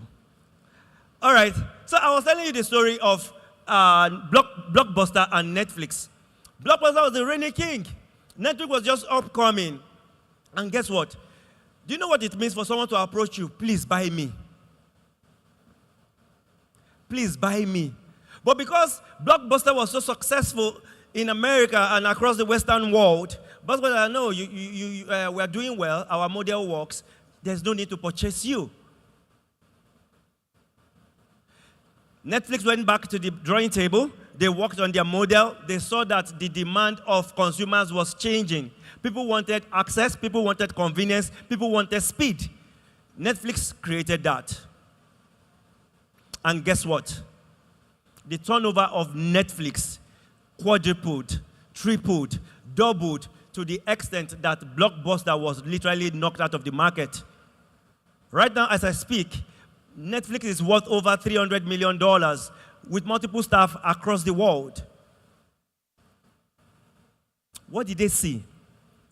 They saw change in consumer behavior. They pivoted. It's called adaptability. One adapted, one remained rigid.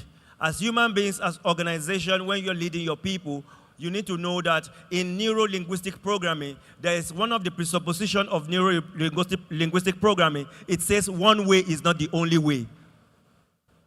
The moment you are sticking to one point, it means you are rigid as an individual, as an HR professional, as an organization. You've got to, and one major reason smart people fail in current 21st century is inadaptability. We need to be flexible as leaders with the people we are leading.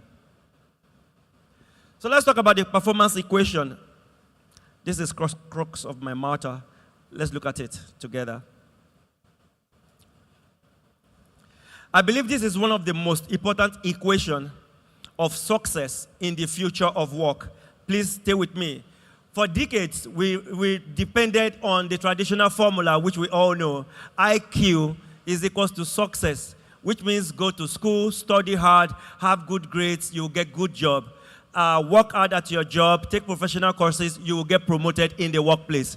Is that totally true right now? Please, can I get a response? So the assumption that once you are intelligent, you will succeed is becoming outdated, or it has become totally outdated. Previously, organizations hire people because of what they know, right? Promotion goes to the smartest person, but it is not necessarily true right now. And why is the reason why this is not? Intelligence is no more rare. Intelligence is no more rare because of what? The advent and the introduction of AI into the system. I was privileged to do a 9 to 5 before I started my company. Back then, when you do some certain things, they tell you to write report. You can't generate report with AI. There was no AI then. You have to remember what was said at 9:30. When did we actually start the meeting? Who argued with who? And when was the real point raised? You crack your brain. But now, just go to any AI. Oh, we just had a meeting. We talked about strategy on how to generate a specific amount. Please write a report for me. I live in Dar es Salaam, Tanzania. Localize it. In 3 seconds, report generated. It wasn't like that. So being intelligent is no more scarce in the workplace. We want something else. Look at this equation. So this is the new formula. The new formula of sustainable high performance in the workplace, ladies and gentlemen, stay with me. IQ plus AI plus EI. Where IQ talks about your intelligent quotient, AI talks about artificial intelligence, and EI, as we all know what it is emotional intelligence. One thing I love about emotional intelligence is that you are not born with emotional intelligence. Emotional intelligence is a skill. And if emotional intelligence is a skill, it means it can be learned. Emotional intelligence grows all through our lifetime. To succeed in life, to succeed in work marketplace, you need emotional intelligence. Let's quickly analyze each of these ones. Intelligence quotient. Your intelligence quotient is constant all through your life. Yeah, when you take IQ test like Mensa test, it's usually consistent, constant all through life. In secondary school, in high school, in university, is either you know book or you don't know book. Your ability to read, your ability to understand and pass an exam, simply in lay terms, that is what IQ is.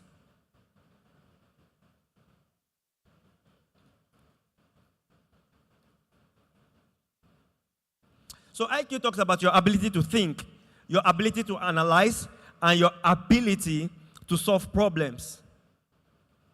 But as we know, IQ is no longer sustainable, is no longer enough to generate sustainable high performance in the marketplace.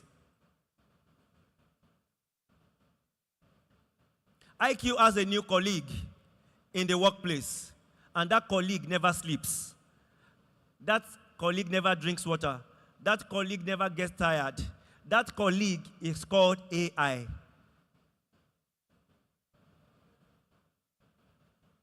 I'm sure as leaders, you can relate.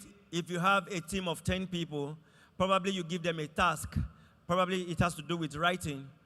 There are some members of your team, when they submit their article or their report, you know that this guy is not the person that wrote this thing. Because in real life, I know his level of intelligence. This submission is more intelligent. True or false?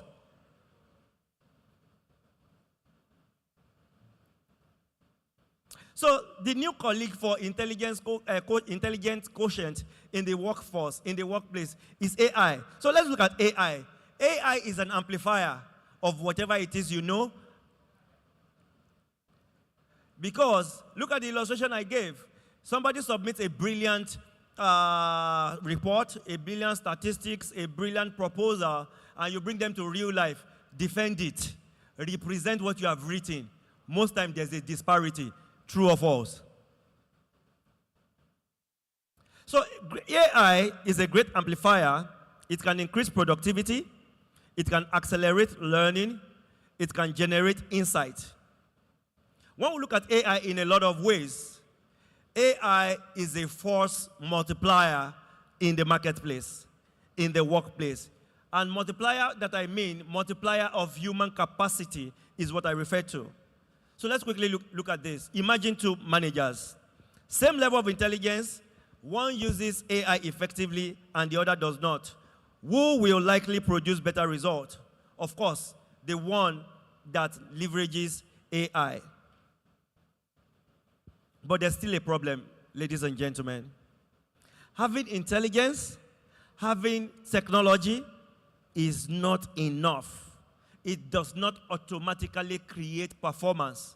We had a conversation earlier on machine plus human. Very beautiful conversation. This was not scripted, it wasn't planned, but I believe God wanted this sequence. That equation, very perfect. There's a spice added to that equation. It is what is called emotional intelligence. I said, having intelligence and technology does not automatically create performance. This is where a lot of organizations get stuck. Because when you look at organizations, they invest millions in machinery, they invest millions in technology, they invest millions in new system, they invest new tools, they invest money in new tools, but guess what? Performance barely improves. The question is why?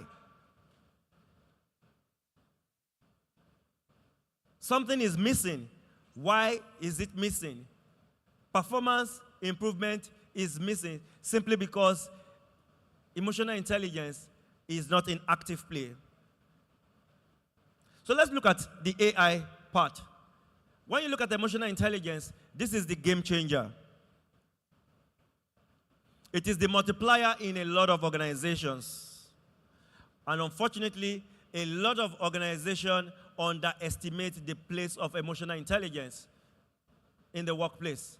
So you invest in intelligent people, you invest in AI, you minus emotional intelligence. Let me tell you something about productivity in the workplace. You need to understand that in the workplace, emotions drive people and people drive productivity.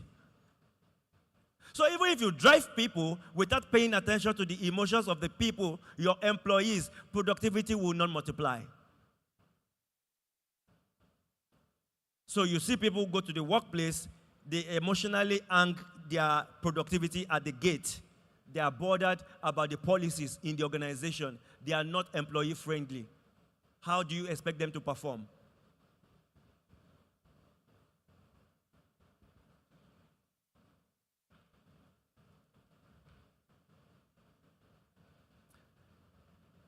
For me, when you say emotional intelligence, it is the ability to be aware of your emotions, manage your emotions, regulate your emotions, and use it in interacting with other employees in the organization to improve the productivity.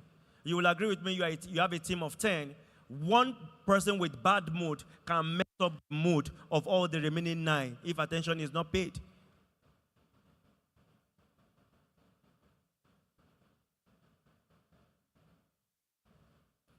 I'm going to tell you why this equation matters. When you look at IQ, IQ as an element may get you hired. IQ may get you hired. AI is an amplifier. AI is an enhancer, like I said. So AI may improve your productivity. But when you look at EI, whether people trust you, whether people follow you, whether people collaborate and support you, whether people love you, is dependent on EI. And all the things I mentioned right now, whether people love you, whether people trust you, whether people are willing to collaborate and cooperate with you, if you minus it, there will be no performance. So you graduated with a first class, and so what? You are extremely good at your technical expertise, and so what? When they say you can't be corrected, you don't listen to anybody, you are the most intelligent in your own eyes. So you are difficult to work with.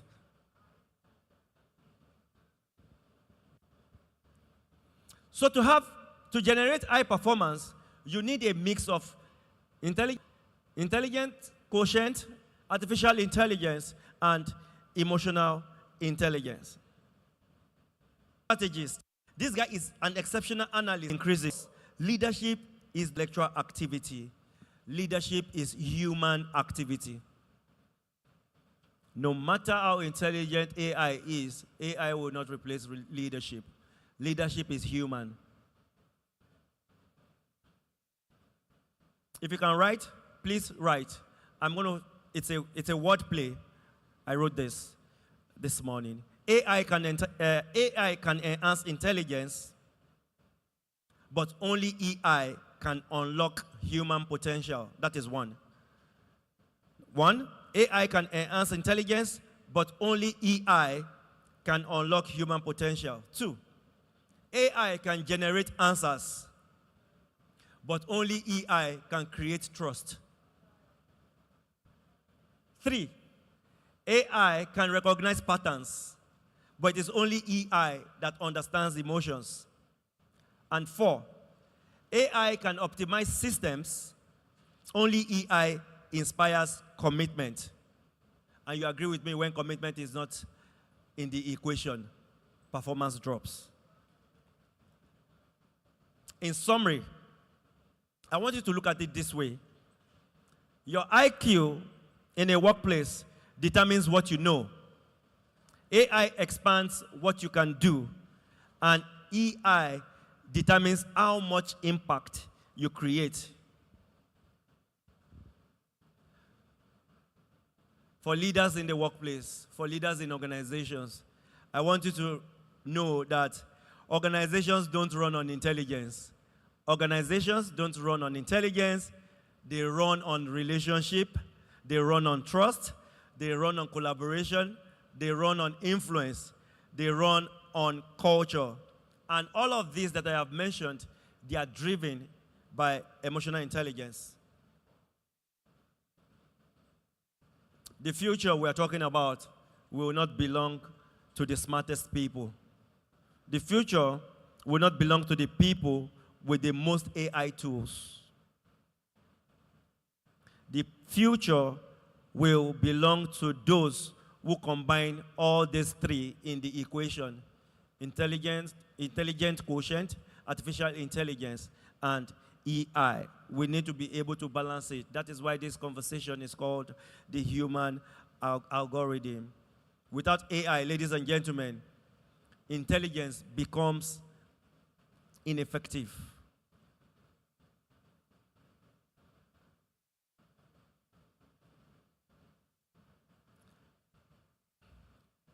Without emotional intelligence, intelligence becomes ineffective. Because intelligence alone, when you look at it, when you look at my slide, you will realize there's a brain and there is this symbol of what? Of what, please? Okay, so this is a brain, heart, or love, right? So without emotional intelligence, intelligence alone, as a standalone for success, for productivity, for sustainable performance, will become ineffective. Let me explain this image. This is your logical mind. And this is our emotional mind. When we look at emotions, what separates us from machines? What separates humans from machines? When you look at a machine is logical. For example, that is why you get angry as a professional when you are telling your subordinates, do something, and they only do everything you told them. At some point in the conversation, you say, can't you use your initiative? Can't you use your, I didn't tell you, can't you use your initiative? Can't you be proactive? Can't you do something better? The moment you are logical as a human being, 100%, that makes you a robot. It means you can't pivot, you can't adapt, you're not flexible. It's only dead people that don't change their mind. So ability to balance your emotional mind and your logical mind is what is called emotional intelligence. Let me quickly talk to men and women. If you see a man, because they say biologically speaking, scientifically speaking, a man is wired to be logical. As a man, if everything you do is based on logic, then you become a robot. People don't like you. People stay away from you. You don't have empathy. You cannot put yourself in other people's shoes. Those are the kind of men you go and meet them in the workplace and you say, boss, I need to take one day off. I heard that my mom died. You say, have you two read the policy? Your mom died? I lost my mom 10 years ago. What's the big deal? It makes you inhuman. So when you look at lovable leaders that are men, you see that these guys have the ability to balance their emotional mind and their logical mind. They are human. Now let's come to women. If you see, I've been privileged to work with high-performing women in different industries across the world. And when you see these super women, they vibrate at a higher frequency more than an average woman. And this is because they are not unnecessarily emotional. They are not unnecessarily sentimental. So if you say because they said that we women, we are wired to be emotional, we see everything from the emotional perspective. As a woman, if everything you do, all the decisions you make in workplace, in your personal life, is based on your emotions, you won't be making the right judgment. Am I communicating? So you need to be able to balance your emotional mind and your logical mind. I've made a case in our personal lives, and let's just readapt that same case in organizational setting. Sometimes as a woman, you don't like a particular subordinate, but this person is a person that is extremely good for the role. Stay away from sentiment. Remove that sentiment. You don't like the person. The person is not from your tribe. The person is not from your country. Remove it. We are talking merit here. Employ that person. Give that person that job assignment. Because that's the person that will do it well.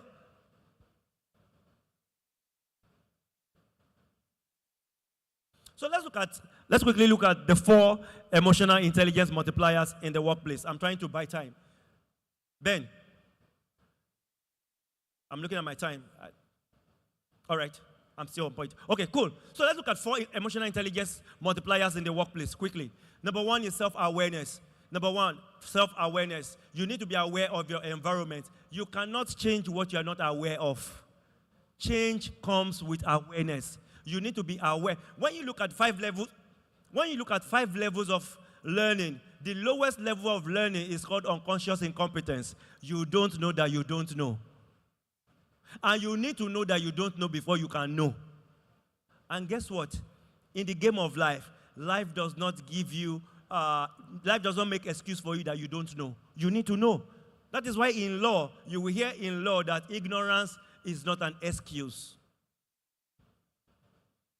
So you don't know that on page 4 of the policy, we have said this is the consequence for this, and you did it. Because you did not read it, will the organization forgive you? You need to know. So self-awareness, how aware are you of your strength, your weakness, and the opportunities that are available to you in the workplace? How aware are you? Somebody just lost a child. As a leader, you need to have some level of empathy because you are aware. To be able to say, okay, I'm not going to overload this person with this task at this moment. These are some of the things that improves productivity in the workplace. Self-management. Self-management is ability to control yourself. Self-management is a level of mastery leaders need to gain so that in the workplace, in your personal life, you are not just reacting, you are responding. When you react, you are working from a place of powerlessness. But when you respond, you are working in a place of power. Look at the story of Will Smith and Chris Rock. What was that award again? What was that award event? And I'm trying to remember. Is it Emmy Awards or something? Can somebody help me? Yeah, the Oscars. Thank you. The Oscars. This is what Will Smith had prepared his life for all his life. That's the height of acting career in in Hollywood industry. And you were going to get the award. Then somebody passes a joke on your partner and you walked up stage, not just in front of maybe 100,000 people in the auditorium, in front of over 20 million people watching nationwide, worldwide. You walked up to stage and you gave him a dirty slap. That year, I remember, Bad Boy 2 was supposed to be released that year. Because of that singular action, they couldn't, because it was going to flop in the market. That same year, all his endorsements were withdrawn from him. Why? Simply lack of self-management. He could not restrain himself. The image I used on my slide is not coincidence. Maybe Gen Z will not know this guy. This guy is called Oscar Pistorius. How many of us remember him? You are old, oh, you are old. If you know him, you are old. You are old if you know him. This is Oscar Pistorius.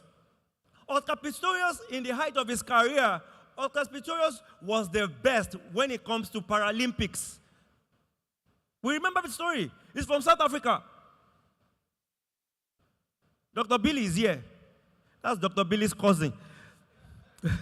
You can't deny him. Even though your skin color is not the same, he is your brother. Yeah, but this guy was known to have short temper. He couldn't manage himself well. He had a girlfriend, something led to the other, and he brought out pistol and shot the girlfriend. It was a celebrity court case, lingered on for months, if not maybe almost a year, but eventually he was charged guilty simply because he could not manage himself. 3 emotional responses in the workplace. You need to know 3 emotional responses as leaders in the workplace. Freeze, fight, or flight. Are you aware of things you need to freeze at? Are you aware of things you need to flight away from? And are you aware of the essentials that you need to fight for and stand your feet on the ground? It is not every time you fight in the workplace. Fight in this context is a metaphor. You fight for the things that is going to make your company lose money, something that is going to tarnish the image of the organization. But there are things you flight away from, you just look away. In as much as the person is productive and the excesses you are looking at is not affecting the productivity of the organization or the money you are making, just look away. And there are things and scenarios in the workplace that you need to flight away from, because sometimes it is your superior that's supposed to handle it. So you run away from it. Let the right person come and handle it. Because if they quote you, you can lose your job. Remember, we're talking about the 4 emotional intelligence multipliers in the workplace. It's just for the benefit of this conversation. At a masterclass level, it can be very deeper with different assessment tests. If you have access to a masterclass, I think there's a masterclass coming up. You guys should not miss it, please. Number 3. Social awareness. Social awareness. How socially aware are you in your environment? Back then when we were in school, there's a statement we make. I don't know whether you made it in your own school, in your own country, because I know this is a multinational event and conference. Back then, when we were growing up, they say you went to school. School did not pass through you. Have you ever heard that before? Do I have witness in the house? You know that statement? So it is possible for you to be in an organization. You are not socially aware. You are not environmentally aware. You are not aware of what's happening in your organization. I tell people in every organization there are 3 categories of people: the wise, the foolish, and the simple. The wise, we know that they are wise. The foolish, we know they are simple. The people that cause organizations and teams losses and unproductivity are the simple. They are not wise, they are not foolish. And you are wondering, what are you doing here? So you need social awareness to improve performance in the workplace. Then, relationship management. You will agree with me, in every organization, there's somebody that seems to know everybody in every department. If you want anything done, say, go and talk to Peter. Peter will get it for you. Simply because, so I can see people nodding their head. Because Peter seems to be in good book of everybody. You think it's a spiritual gift? It is not. It is not a spiritual gift. It is learned. Somebody bought a car in your organization. Instead of it to say, oh, congratulations. People are saying congratulations. Say, we don't know whether they stole the money. I will not congratulate. You are a witch. Someone just bought a car. Oh, take this $10. Take this $50. Buy fuel. They're telling somebody, you look good. Say, I will not say it. I will not say it. Which look good. That's how you should be feeling cool. I want you I want you to know that there's nothing you want to get done. You need people to get it done. You need the goodwill of people in your organization. So let's look at the human algorithm. The human algorithm angle. Let's quickly look at the human algorithm angle.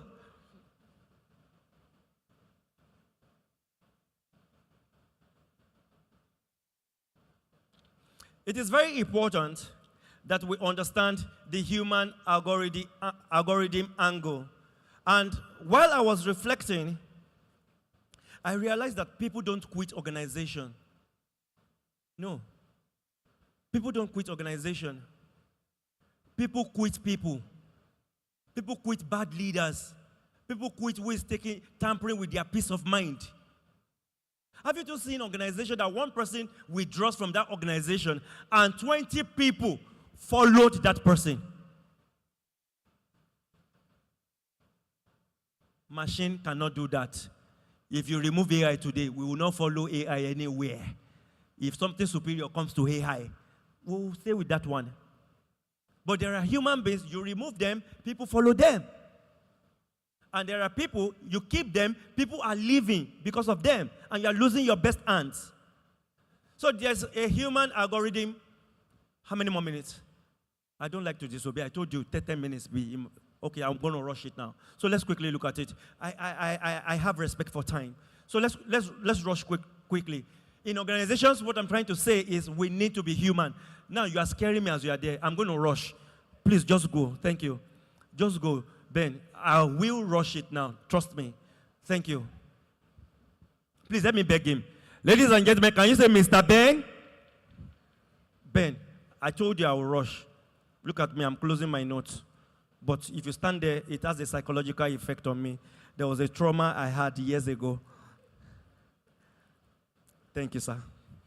All right, so let's quickly rush through this. The human algorithm, we need to bring our human side to workplace, add it to AI to improve performance in the workplace. So permit me, we're going to rush. I will complete this slide. Lagos is far. So look at what AI can do, ladies and gentlemen. AI can analyze, can predict, can process, can automate. But you know what AI cannot do with all its seemingly powerful nature? AI cannot inspire. AI cannot empathize. AI cannot build trust. AI cannot create meaning. When you look at AI, AI cannot exercise wisdom. AI is actually garbage in, garbage out. All right. So when you look at the human angle to it, the human algorithm I'm talking about, I have made an acronym with the word human. And when we add this together, it will improve our productivity. So let's look at H. H is humility. Ladies and gentlemen, you need to humble yourself to learn. There are leaders. In fact, the moment an organization, an individual starts saying, this is how we have been doing it, and they don't want to adopt a new way. I've been in this organization for 15 years. This is how we have been doing it. Who is that new entrant that is trying to? You start failing. So please, keep an open mind always. One person is not intelligent than all the people in the team. Keep an open, and it takes humility. You have to be human as leaders. Number 2, understanding. Understanding is what makes us have empathy. What makes any workplace toxic is lack of understanding, lack of empathy.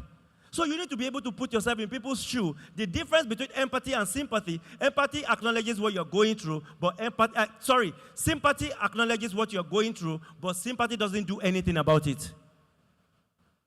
Empathy not only acknowledges it, the person puts himself or herself in your shoes and they do something about it. So increase understanding in the workplace. Number 3, meaning. People don't just work for salary. People work for significance. People want to tie their work to a higher purpose. So give people meaning. It's not just about we have paid you. Let them have a sense of purpose in what they're doing. Number A is adaptability. Adaptability, we talked about it earlier on. A lot of organizations have been knocked out of the marketplace because they were not adaptable. One way is not the only way. You can have one goal, but several ways to achieve that goal. That is adaptability. 2020, COVID came. None of us saw COVID coming. Zoom meetings, Teams, they took the forefront. Meetings and workplace started changing. Remote work started increasing. Adaptability. And the last one is navigation.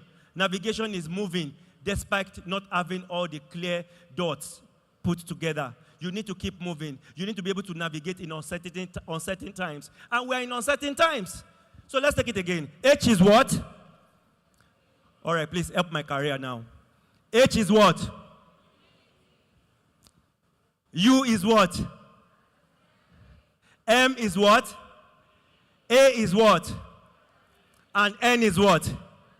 Thank you. So let's look at the new rules of high performance. New rules of I will finish everything. New rules of high performance. Number one, curiosity is the new currency. Stay curious. Stop moving with assumption. Assumption is the lowest form of knowledge. As a matter of fact, your intelligent use of AI is dependent on how curious you are. So which means you can't have a result that is superior to your curiosity. Rule 2, emotional intelligence is the new executive presence. Executive presence in the past was about authority. But right now, authority without executive presence is hatred. People will not like you. Why, Clem, you're laughing. Rule 3, adaptable. We've talked about that. Adaptability beats expertise. Rule 4, collaboration beats competition. Once again, I am laying emphasis. It is not a competition between human and machine. We need to be able to collaborate with machine to improve our effectiveness and productivity.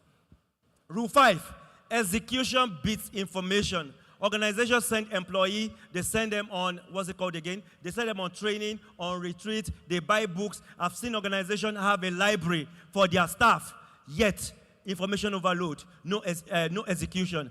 Execution, the only way to improve our performance is to execute. So there's a great divide, and the divide is between the people, 3 categories of people. By the end of this decade, many professionals will likely fall into 3 categories. Number 1, those displaced by change. Number 2, those who use AI. Number 3, those who use AI while strengthening uniquely human capabilities. My question is, who becomes indispensable? Of course, category what? Category 3 becomes more dispensable. All right, you can take a picture of that. You need world-class performance in your organization. Invite Dr. Shogo. That's it. As I close, can we read this together as I close? The future of work is not about choosing between human beings and machines. It is about mastering the partnership between both. Machines will become smarter, algorithms will become faster, technology will become more powerful, but trust will remain human. Purpose will remain human. Empathy will remain human. Culture will also remain human.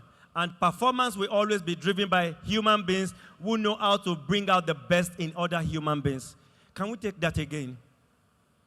And performance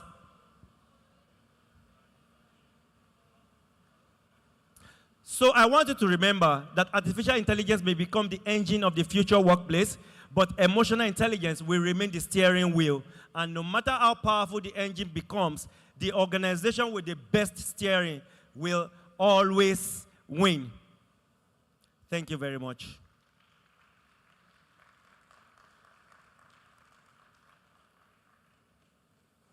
Happy Democratic Day or Happy Democracy Day to Nigeria. Thank you very much. Thank you very much. It's the public holiday in Nigeria. Yes. Thank you. Thank you. Aw, I want to cry. I just wanted to make sure that he knows that he's not in Nigeria because he was thinking it's a holiday. Thank you very much. All right, thank you. Another round of applause for Dr. Shegu. Right, so. Let me talk about my book before you chase me. I have 3 books here. You want to give it to them? He's asking if I want to give it to them. Do I look like Santa Claus? All right, this book is called Uncomfortable Truth: What Life Actually Rewards. Right. It's a new release. This is the first country, first conference I'm bringing this book.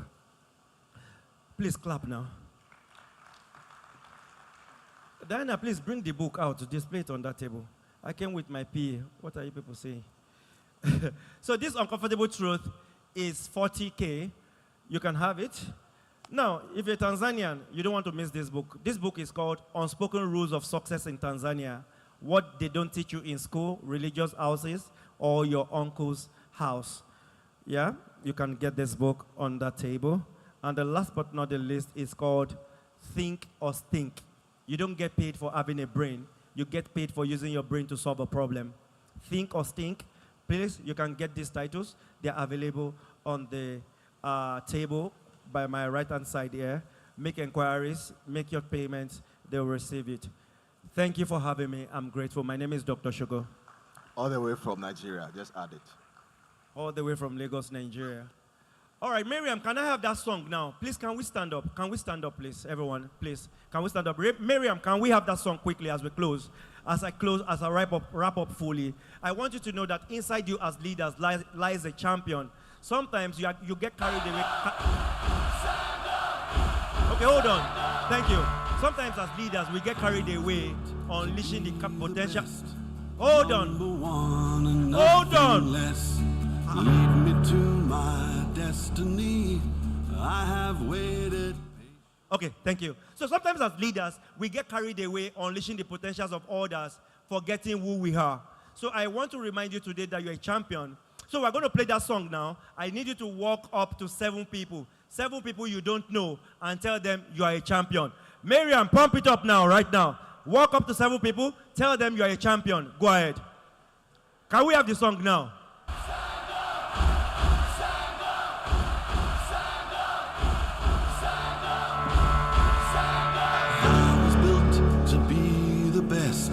Number one and nothing less.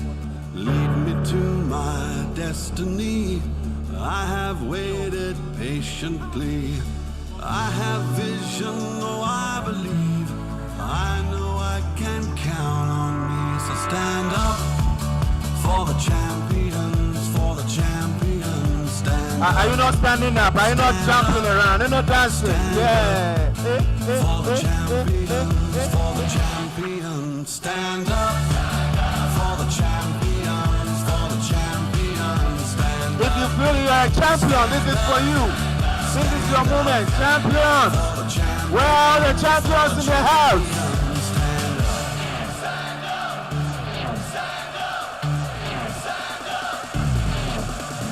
Here we go, it's getting close. Now it's just who wants it most. It's just life, that's how it is. Cause we have our strengths and weaknesses. Oh, I have vision, oh can't you see?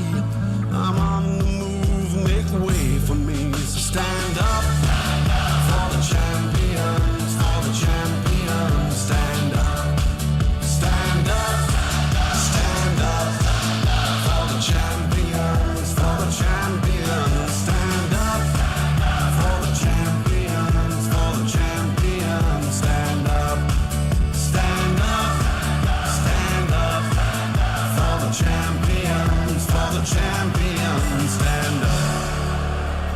All right, thank you very much. A round of applause for yourself. Put your hands together for all the champions in the house. Thank you very much. All our champions in the house. And now, ladies and gentlemen, you had to do this song, you had to shake yourself because we're bringing in the champions of the next generation. And the next generation are made up of champions that we need to understand so we can easily cope and move with them. When you don't understand anything, you fight it. But the moment you understand it, you begin to live and move with it. Ladies and gentlemen, one of the highlights for today's event is what is coming up next.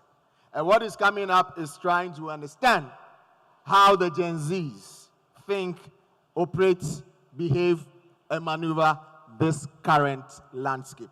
So, help me bring on stage the next panelists together with their moderator.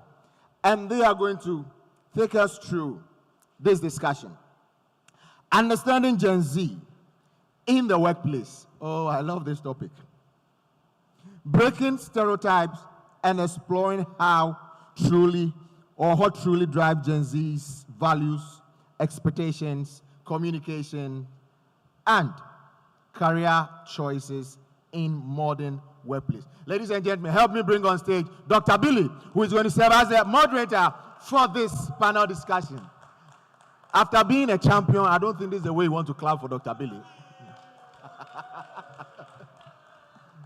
Joining Dr. Billy on stage, let's bring on board Dr. Aktu. Yeah.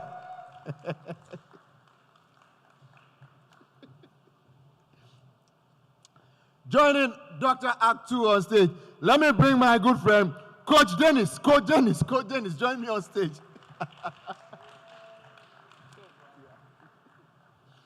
Joining Coach Dennis on stage, let's bring on board Shamim Walisimbi. Join us on stage. Yeah. And the last one joining us on stage, ladies and gentlemen, with a wider shout and clap, let's bring on stage Robert Bob Okele.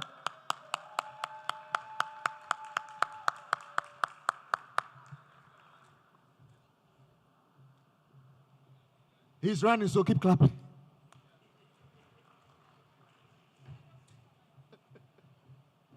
All right, so thank you very much. Audience, that's for you. That's your panel. That's your moderator. Moderator, this is your panelist, and that is your audience. Those online, what question you have, please make sure you type it out, and we will take it from here. So thank you very much for the next 40 minutes. They taking us through. Thank you very much. Thank you very much, and good afternoon, ladies and gentlemen. We've got a very strong panelist here, and we've got a rose among the thorns. All right, we're going to be working and asking deep questions around this Gen Z, our enfant terrible, the kind of people that are all over us and we don't know how to deal with them. So I'm going to be asking, and Madam, you're going to be the first person I'm asking this question to. Statistically, and I've mentioned it in my presentation, that by 2030, Gen Zs are going to make up about 30% of the workforce. Now, the question that I want to ask is, how prepared are organizations to adapt their workplace culture, leadership styles, and policies to meet the expectation of this growing workforce segment? How prepared are organizations? Thank you very much, Dr. Billy. So when we say generational changes, we're talking specifically about Gen Zs, and I know we have quite a number in the room. Gen Zs in the room, can you raise your hands? Actually, stand up for recognition. Let's all clap for them because they are the representation of what we're speaking about, and trust me, we need you to be on the panel in the next conference. So when you talk about how we can align the organizational policies, we have to use an approach that is inclusive. We need to understand, what are your preferences? What do you treasure? And what makes sense to you? So I am a recruiter, as mentioned earlier. I am the owner of Utopia. It's a HR consultancy firm in Uganda, but also global. And I witness a transition of Gen Zs in organizations, both at the entry point and at the stay point. So Dr. Billy, what I believe they are attracted to the most is, one, loyalty. And loyalty is a two-way factor. What you give is what you'll receive. They are also looking for purpose. What is the culture of this organization, and is it aligned to my values? Policies are just papers. It's something that you can see, but are you going to follow it? Are you going to implement it? Most of all, what is the heart in all this? We have seen a transition from regular conversations around control to coaching to mentorship. What I've observed in my practice as a consultant is mentorship programs are on the rise. I've seen a large demand for mentorship programs because there is a push for the younger generation to have a deeper understanding of how they can grow, how the organization can set structures to empower them, to let their voice be heard. So when we talk about coaching, Dr. Dennis mentioned it earlier, but I want to be vulnerable to you. I want to tell you about how I feel when I wake up. What's my mood like? I've seen organizations that do vibe checks.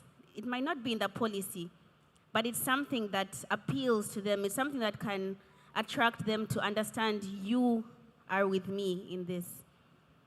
So over and above, I believe we should go beyond what is written, the policies, the leadership styles that are already existing, and innovate. We need to reinvent the wheel. Thank you, Doctor. Thank you very much. Very, very deep and profound answer. Now I'm going to come to you, my good doctor here, who runs multiple businesses, and now here he's in farming. Quite amazing.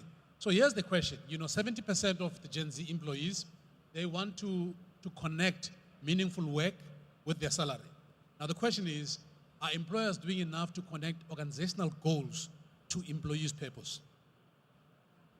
Thank you, Dr. Billy. I think, yes, initially the companies and organizations, they resisted because they thought that they could find an alternative.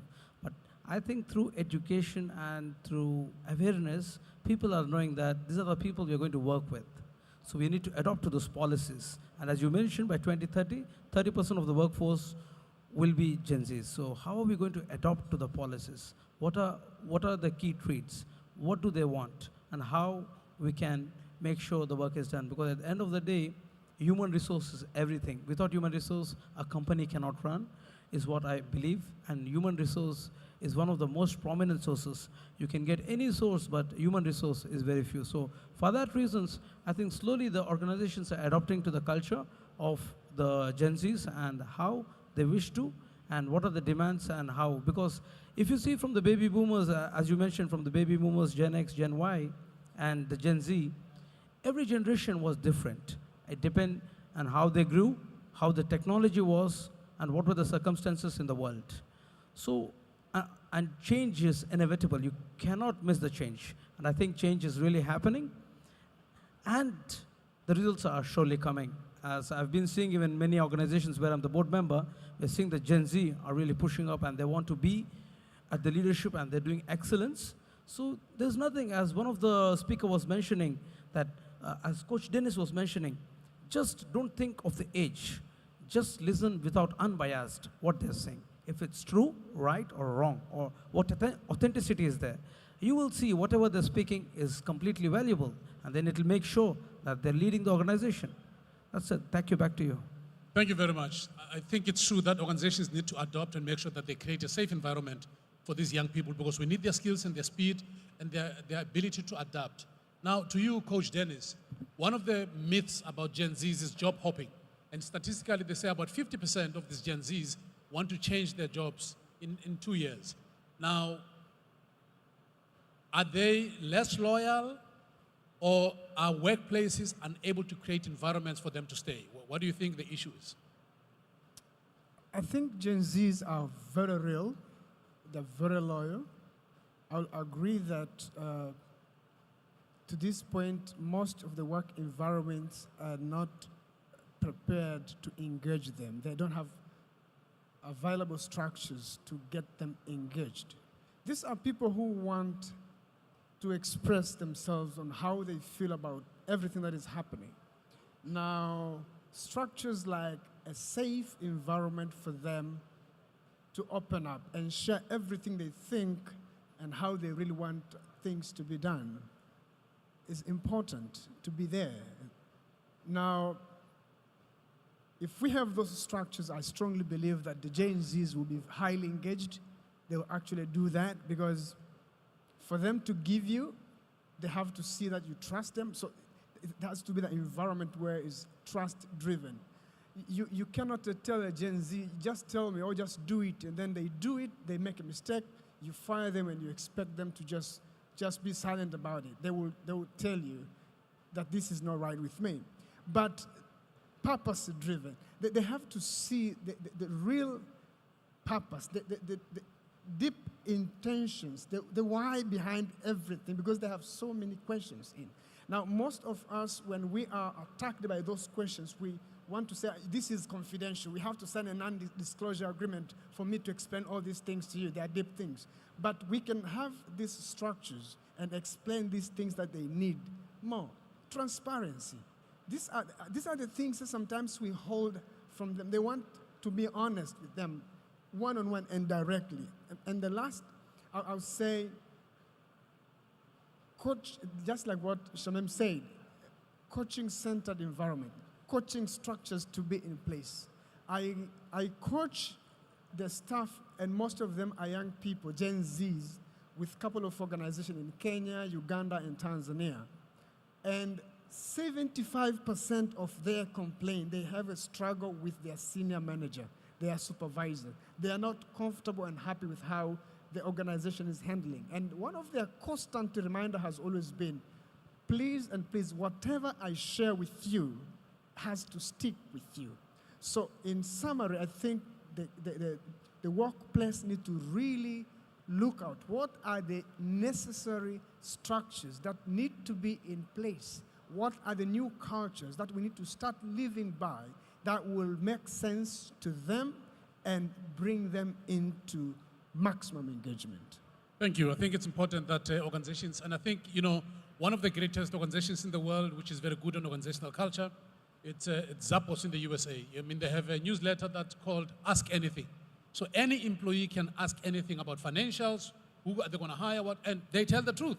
And they've got the highest engagement score in the world because of just saying, ask us anything, and we'll tell you whatever you need to know.